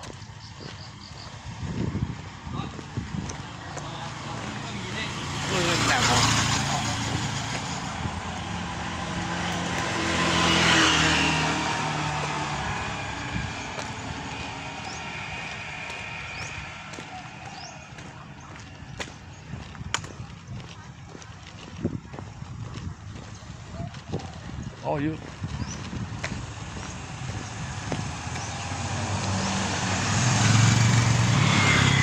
Well, I bought 2 drinks from that guy, and I tipped them fairly generously both times, so maybe that's his give back.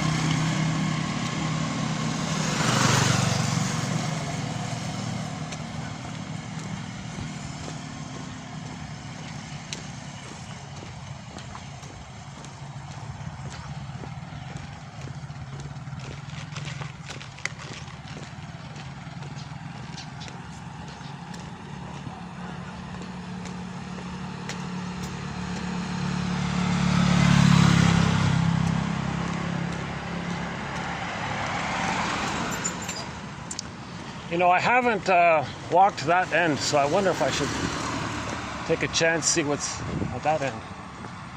Or what about here? What's here?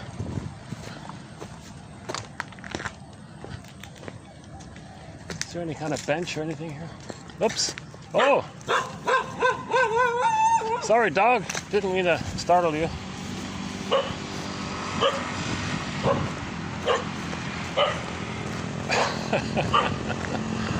Alert, alert. Help, help, stranger.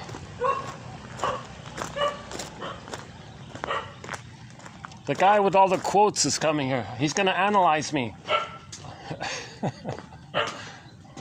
Don't analyze me. Oh, they locked the gate. Oh, they locked the gate here. Oh.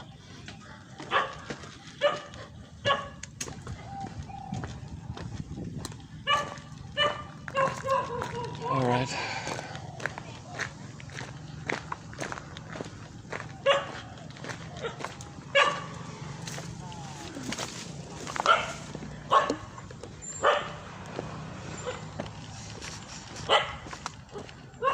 Oh me.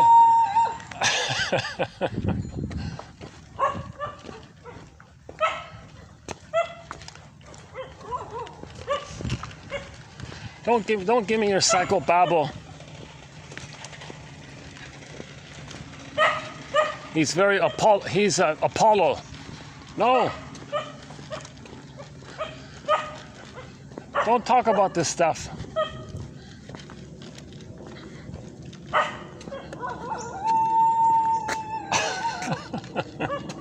My goodness. There's our nice banyan tree. Look at that, eh? Oh my God.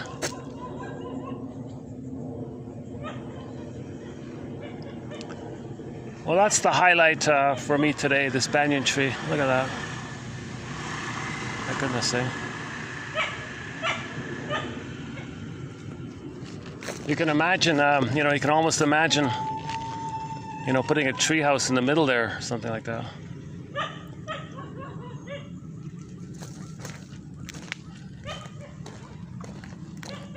Like a Robinson Crusoe. Oh yeah, look, there's a fancy house back there too. Yeah. Maybe the owner of the place, manager of the place, maybe.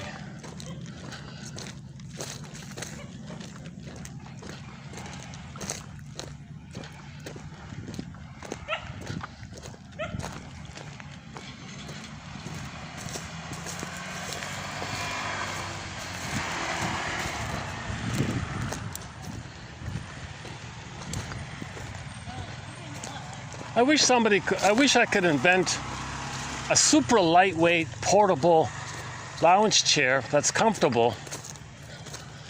That can just pop, that can, you know, just sort of just pops open kind of thing.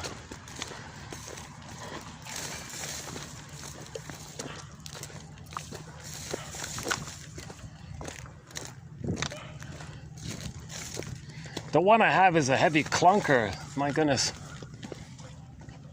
Are they still open? Let's find out what time they close here. Hi, what time do you close? What time are you closed? What time do you close? What time do you close? 6 o'clock? 7 o'clock? Okay. Maybe it says here. Well, he said go on through, so I guess it's okay.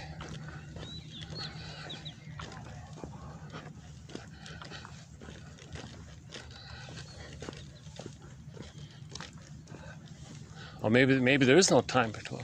What time does the park close? Do you know? 7 p.m. 7 p.m. Thank you. 7 p.m. So it's about 6 now, right?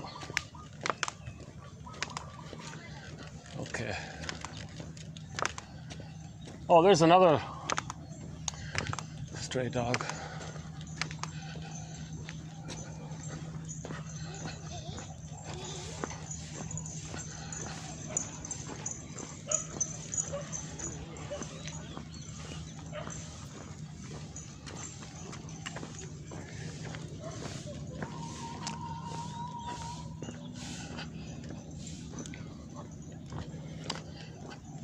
Let's just find the nearest bench.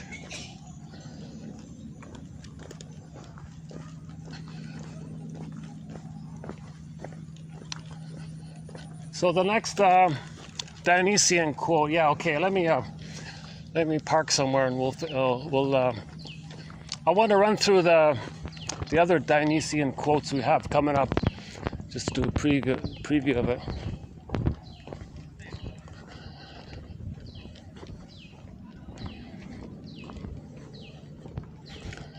Some people focus on this whole issue of if it's a healthy Apollo, okay, like the yang, the masculine, the reasonable thinking, doing, well, if it's healthy, then it'll allow the feeling and it'll include the feeling. Then the Dionysian, the feeling part, there's a harmony like that. You want that natural harmony, that yin and the yang harmony. Right? But if there isn't that harmony, that's because the Apollo's damaged. He's just rationalizing, making excuses because there's so much pain there. We don't know how to manage the feelings. So we understandably keep it repressed if we don't know how to process it. But if it comes out, nonetheless, it could make the person very disordered like that. And one guy became mad. One guy became mad. They say, I forgot his name. And the moral of the story was, the lesson was, you don't mess with this. Like, you don't force up unknown material if you're not ready for it and you don't know it. But that's what these people were doing. Let's see.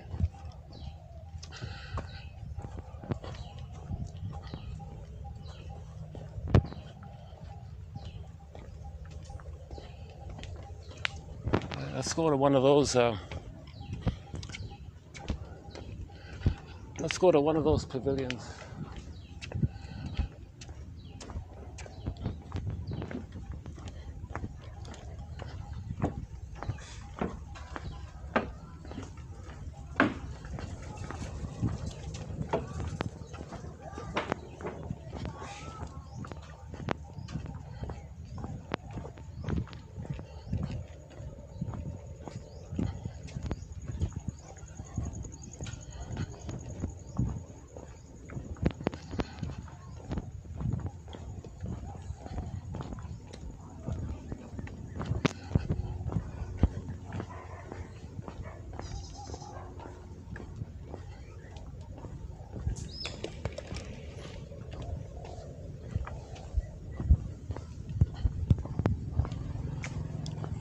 How about here?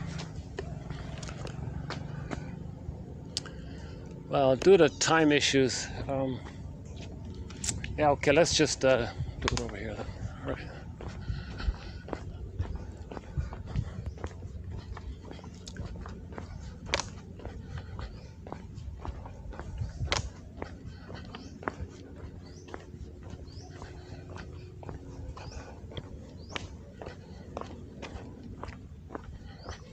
Yeah, that self-help question.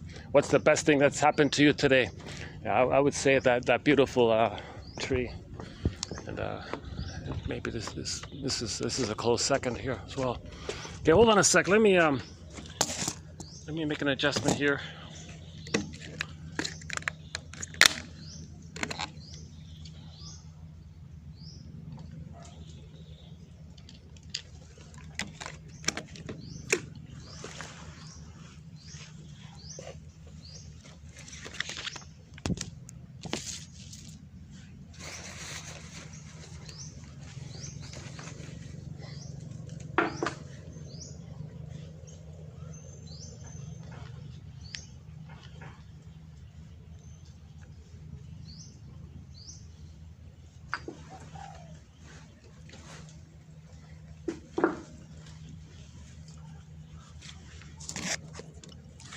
How's the background here? All right, yeah, okay.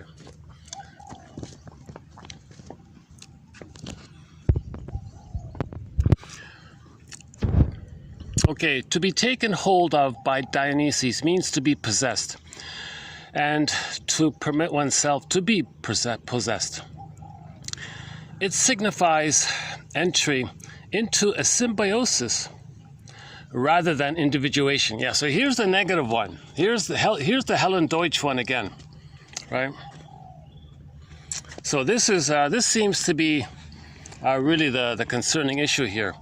You let yourself go, and in the timelessness, you think you're spaceless, you're infinite, you live forever, you're timeless, you're cosmic, you're one, you're the universe, like ooh ah, this whole thing.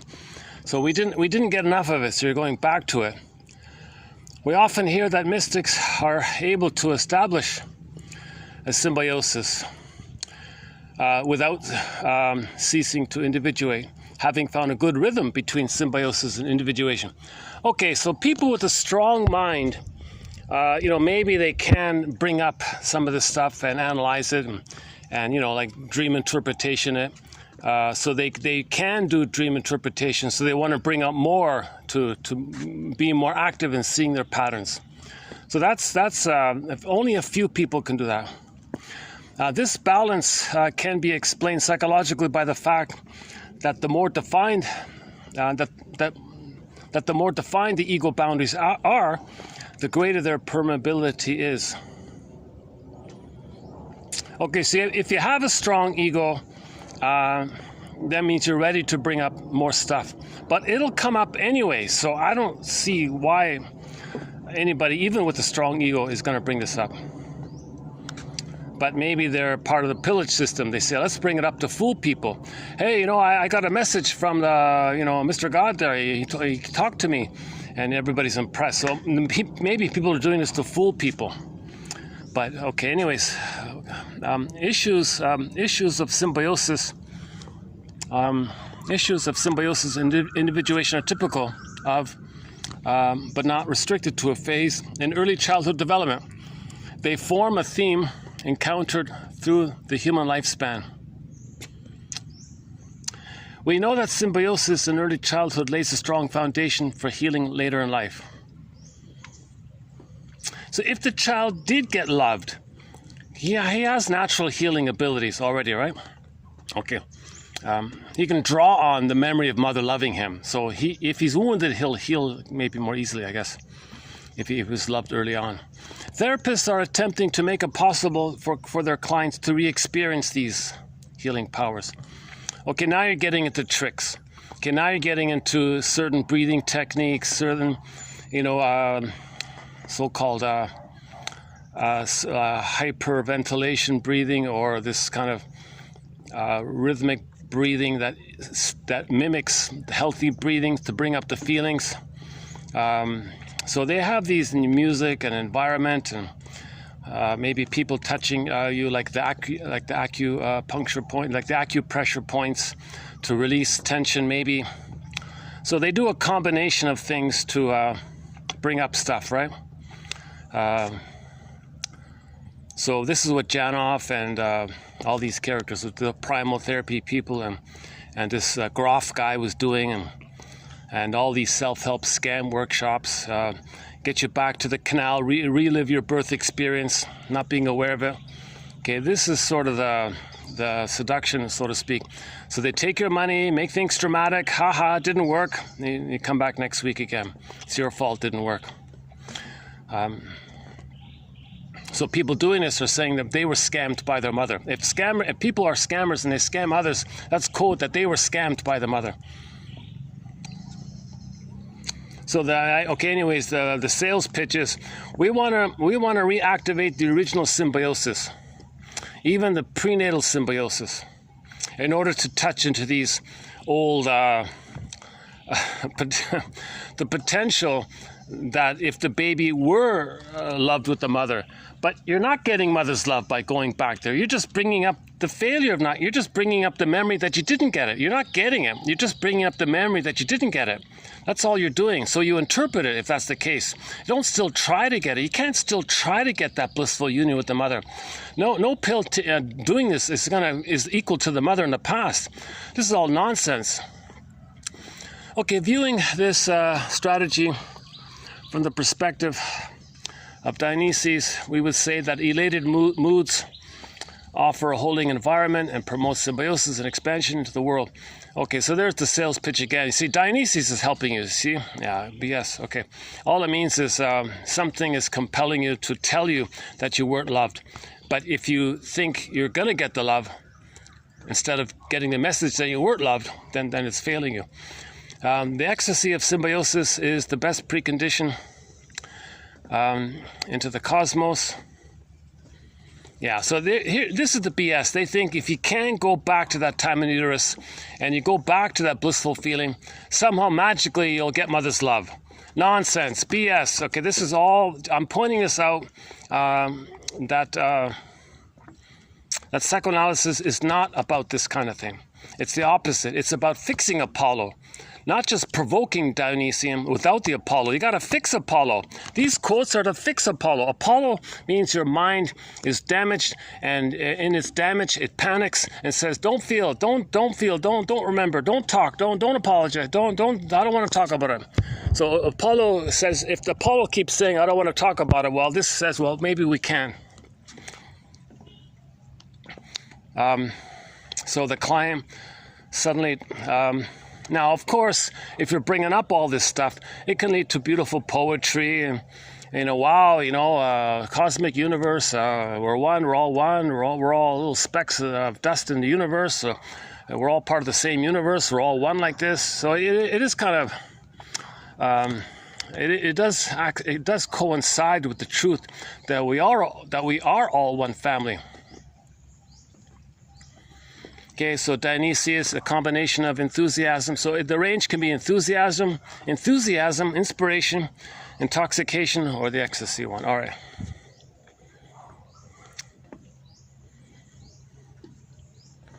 Yeah, so Zeus quickly removed his son. Okay, so Zeus, the father, quickly removed his son from the fire. So his son was the ashes, okay, and put him into his thigh. Okay, until he was ready to be born a second time. Okay, so mythologists or shrinks speak of a twofold birth. Okay, a twofold birth, right? The birth of the false self, because you lost your real self, then the rebirth of your true self. That's two births. So you have your biological, or another way of saying it is you got the biological birth, and then later you want to get the psychological birth.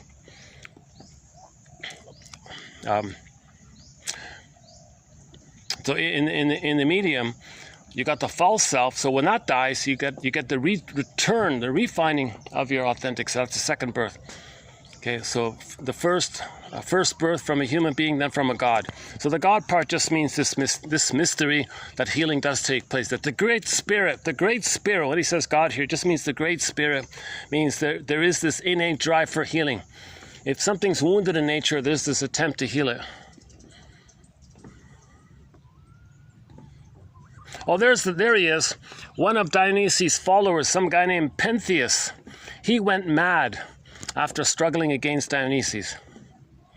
So this is commonly thought of like, all these singers, what's her name, Janis Joplin, all these kind of people. They brought up too much, so they're very artistic or whatever, emotional or whatever, but they couldn't handle it, so it's too much. And you're not meant to mess with that. So people like Janis Joplin, they mess with it. So she was like Pentheus kind of thing.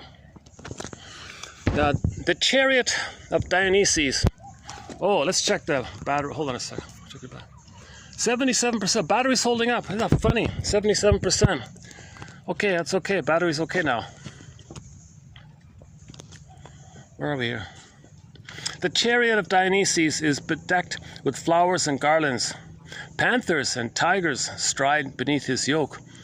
If one were to convert Beethoven's Ode to Joy into a painting, okay, take Beethoven's music, the Ode to Joy, make it a painting. That might be a kind of Dionysian. Okay.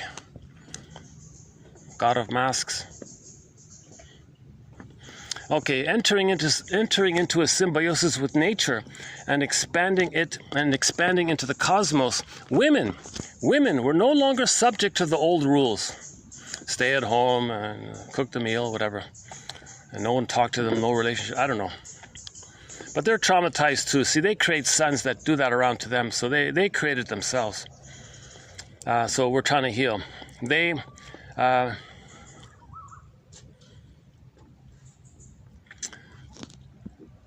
evaded. Oh yeah, so the women evaded an order that held them in check. Naturally, this can be a decisive experience for women. So if women get some glimpse that they're wounded, they're going to go forward. It's like the midlife audit. You kind of don't go back, right? When a woman realizes that she has a voice, that her husband's hurting her, and she doesn't want to go back to that. So that's a decisive moment for women, obviously, right? For anybody.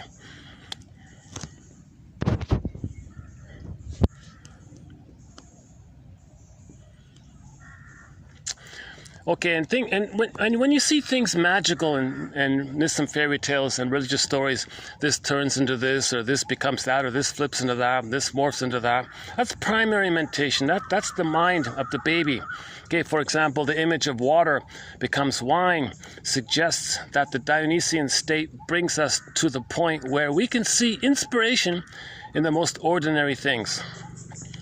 Okay, so if water turned to wine, let's say, well, now you're getting inspiration from something ordinary.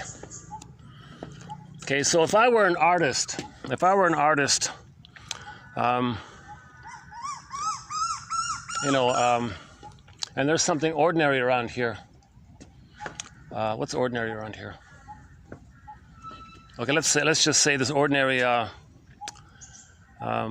walkway here. Maybe this ordinary thing that's waterish, let's say, maybe you can add some colors, and maybe you can have maybe a banyan tree around it, or the bridge is going, or the walkway is going through the banyan tree, and maybe something inspiring comes about. Wine to water, from water to wine. That's just one interpretation of that point. Okay.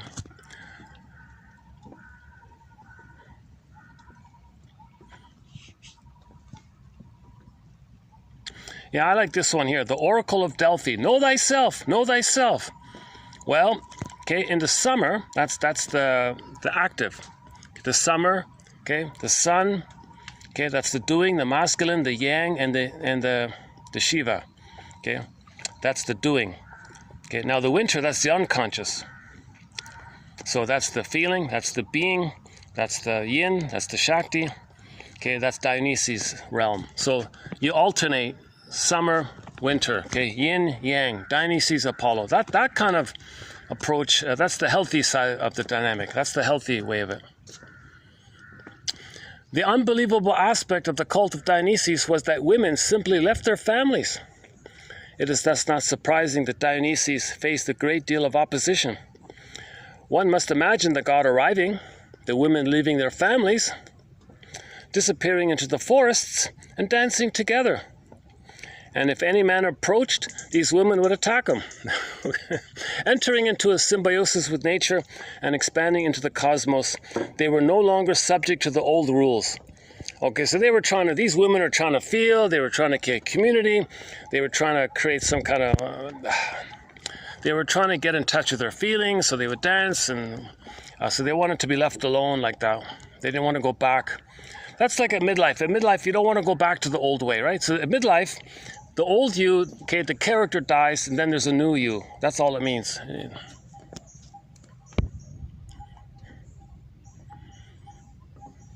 Okay, again, the mania one, right? So in the extreme, Dionysius means mania, frenzy, madness, but also benignly just general enthusiasm. The symbol, here's a good one. The symbol is a visible sign of an invisible reality. Okay, the symbol is a visible sign of an invisible reality. Okay, so they're pointing to something that's true on the inside, but the symbol is not true on the outside. It just points to something that's on the inside. When we interpret, we seek the invisible reality behind the visible and the connections between the two. Okay, the printer forgot to include the last part. The author here is Verena Kast from Switzerland. Her book called Joy, Enthusiasm, and Hope, or something like that. And she talks a lot. This all comes from that book. Verena Kast, underappreciated author, I think. Yeah, a lot of fluff, but some parts are good. This is her best stuff, I think. Although I don't know all of her material, but I recommend her book. If you like these quotes today, check out Verena Kast, K-A-S-T, from Switzerland. She's still around. I think she's in her 80s or something. Most of her books are written in German, but a couple of them got translated into English, and this is one of them. So I'm going to redo this in a couple of days. This is just a preview. I just wanted to give myself a bit of a preview here. Hold on a sec.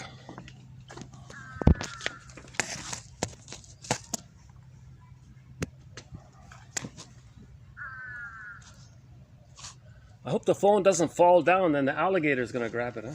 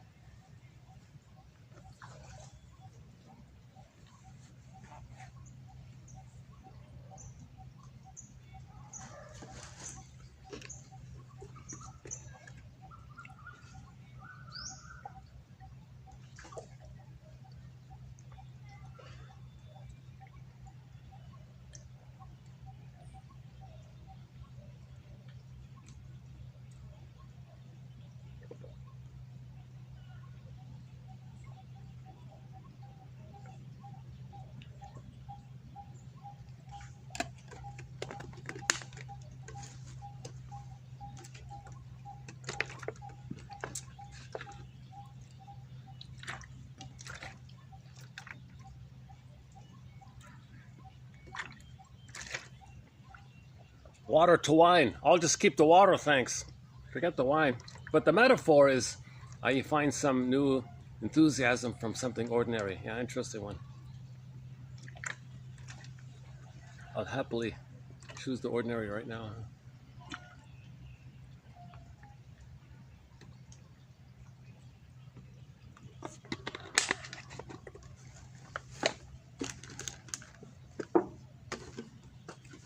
By the way, no caffeine today. Look at that, eh? I did this whole video with no caffeine. And I walked in the heat all day long. So caffeine's not good for me. You know, if I did drink coffee today, I probably wouldn't be able to do this video. Yeah, that's pretty... Coffee. I don't know.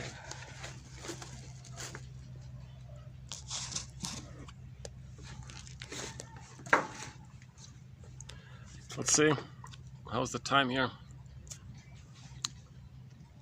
6:11. Okay, so the park's closing in 49 minutes. So, but let me, it takes time to walk to the pier. So why don't I start to head out and we'll close up in a few minutes, yeah.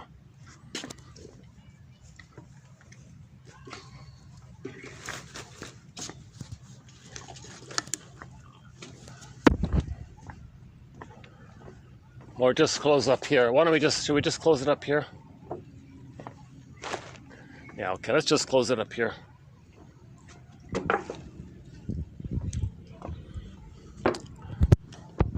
Okay, so when they lifted that lid there, that dish lid, at the opening ceremonies of the Olympics in July of 2024. That scene there when they picked up the lid and Dionysus hopped out singing and dancing and all this, whatever he was doing, I forgot. It might have been just typical LGB, propaganda kind of stuff. Maybe it was angling in that way. But if we just put that aside for a minute and focus on maybe the positive, under a potential positive side to it that we can, extract, let's say. It's kind of like, analyze this, people. Analyze this. If we can analyze this issue of how do we get back our feelings healthily, properly, healthily, how do we get back our feelings? Not in a wild way that's damaging like Dionysius. See, people with LGB, most of that, that's kind of like a manic way, a wild way, right? So analyze this. So it might be a cry for love, actually. It's possible that image is a cry for love, because a lot of the organizers and people at the top, they have this thing, right? So they help, the cry for love. Everything's love or a cry for love. So it may be that the people who are plundering the planet, destroying the planet, help, analyze us, analyze this, analyze that, analyze this. So the metaphor is, it's a food dish. Okay, well, the metaphors analyze it, mentally digest it, mentally consider it, mentally process it, mentally think about it, mentally look for links, mentally look for the latent meaning under the manifest meaning, look for the invisible under the symbol. The symbol points to the invisible. Analyze this, right? That's meaning like mentally eat it, but not like meaning process it and make it conscious and that kind of thing. So that's like a cry for help kind of thing, right? Where's that banyan tree? Yeah, I'm totally in love with these banyan trees now, yeah.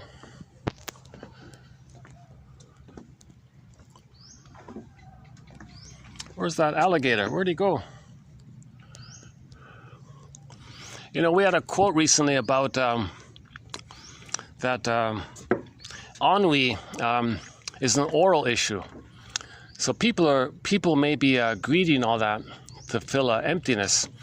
But the emptiness can eat them. So that's the image of the alligator. So the alligator could be an aggressive image of ennui, this oral destructive, this rage, oral survival, greedy, grabbing, violent, image of the alligator. So that's an oral issue. So a big gaping mouth, angry, vicious. You see, so we may try to fill that emptiness with our manic behavior and distractions and possessions and materialism.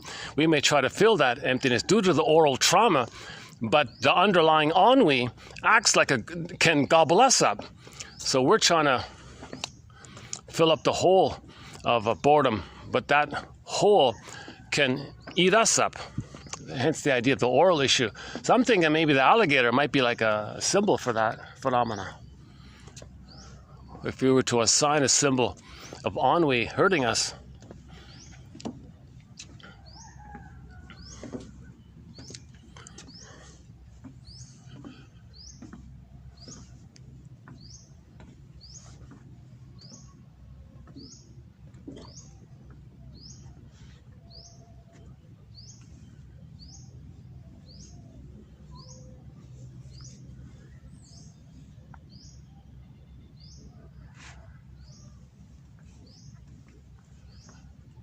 Oh, we got a bird.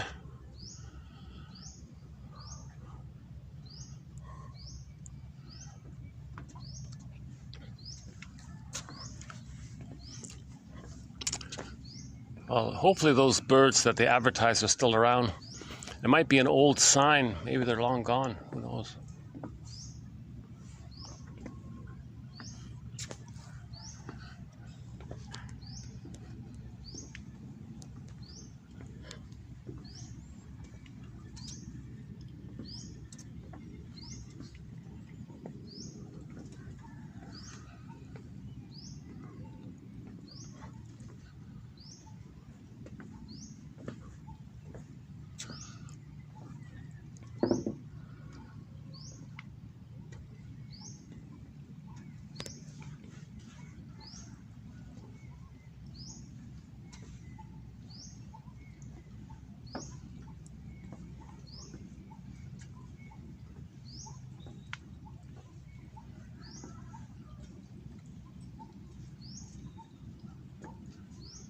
That might be the black plum tree we saw earlier. I wonder if this is the same one.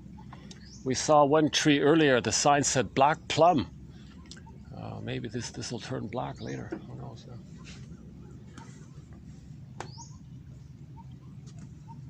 But we saw the neem tree. Oh, there he is.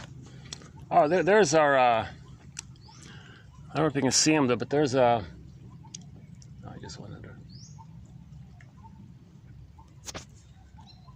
There he is. A symbol of ennui. This emptiness that can eat us up. You don't want our emptiness to eat us up. That's destructive. Of course, in the negative versions, in the negative stories of Dionysus, of course he's got ennui. Of course, and that's why the manic behavior is there. The manic is a mask for the underlying depression, right? Manic depressive kind of thing. So the depressive is also ennui, another way of saying it.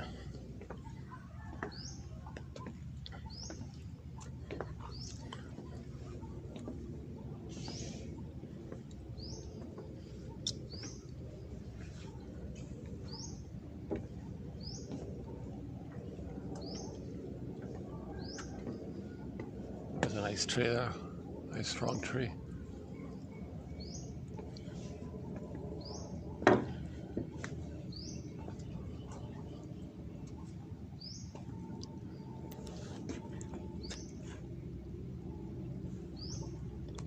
Well, why don't I just pick a view here and ended up.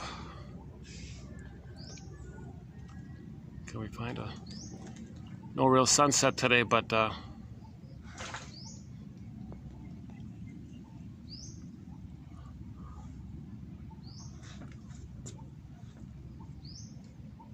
about this one here?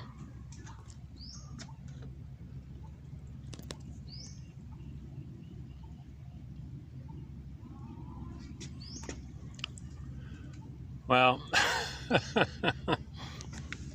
try another angle.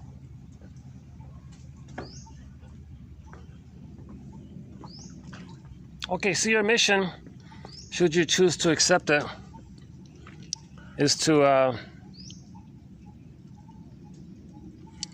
pick one of the quotes or your favorite quote. Hopefully there's one that's of interest, and make a note of it, write it down, send it to yourself, email it to yourself, put it aside, let it incubate, revisit it later, make a note about why you chose it, free associate from it, discuss it with somebody, or just whatever's comfortable. You don't have to push it, kind of thing, right? And that's it. That's your mission, should you choose to accept it. And I'll see you in the next video, where we'll be talking more about in the next video we'll do more on ennui and Dionysus, and we got some new quotes to add to our thread on shame by the author Mary Ayers. She's got that famous book called The Eyes of Shame. So that's we'll add a important. That's the one I mentioned earlier about the issue of the difference between shame before 18 months and shame post 18 months. So she has something about that. So we'll consider it. Yeah, she mentions a fairy tale in reference to it as well. So we'll get into that. So yeah, some more good quotes coming. I'll see you in the next video. And our theme song is Katja Epstein's German cover of the song Windmills of the Mind.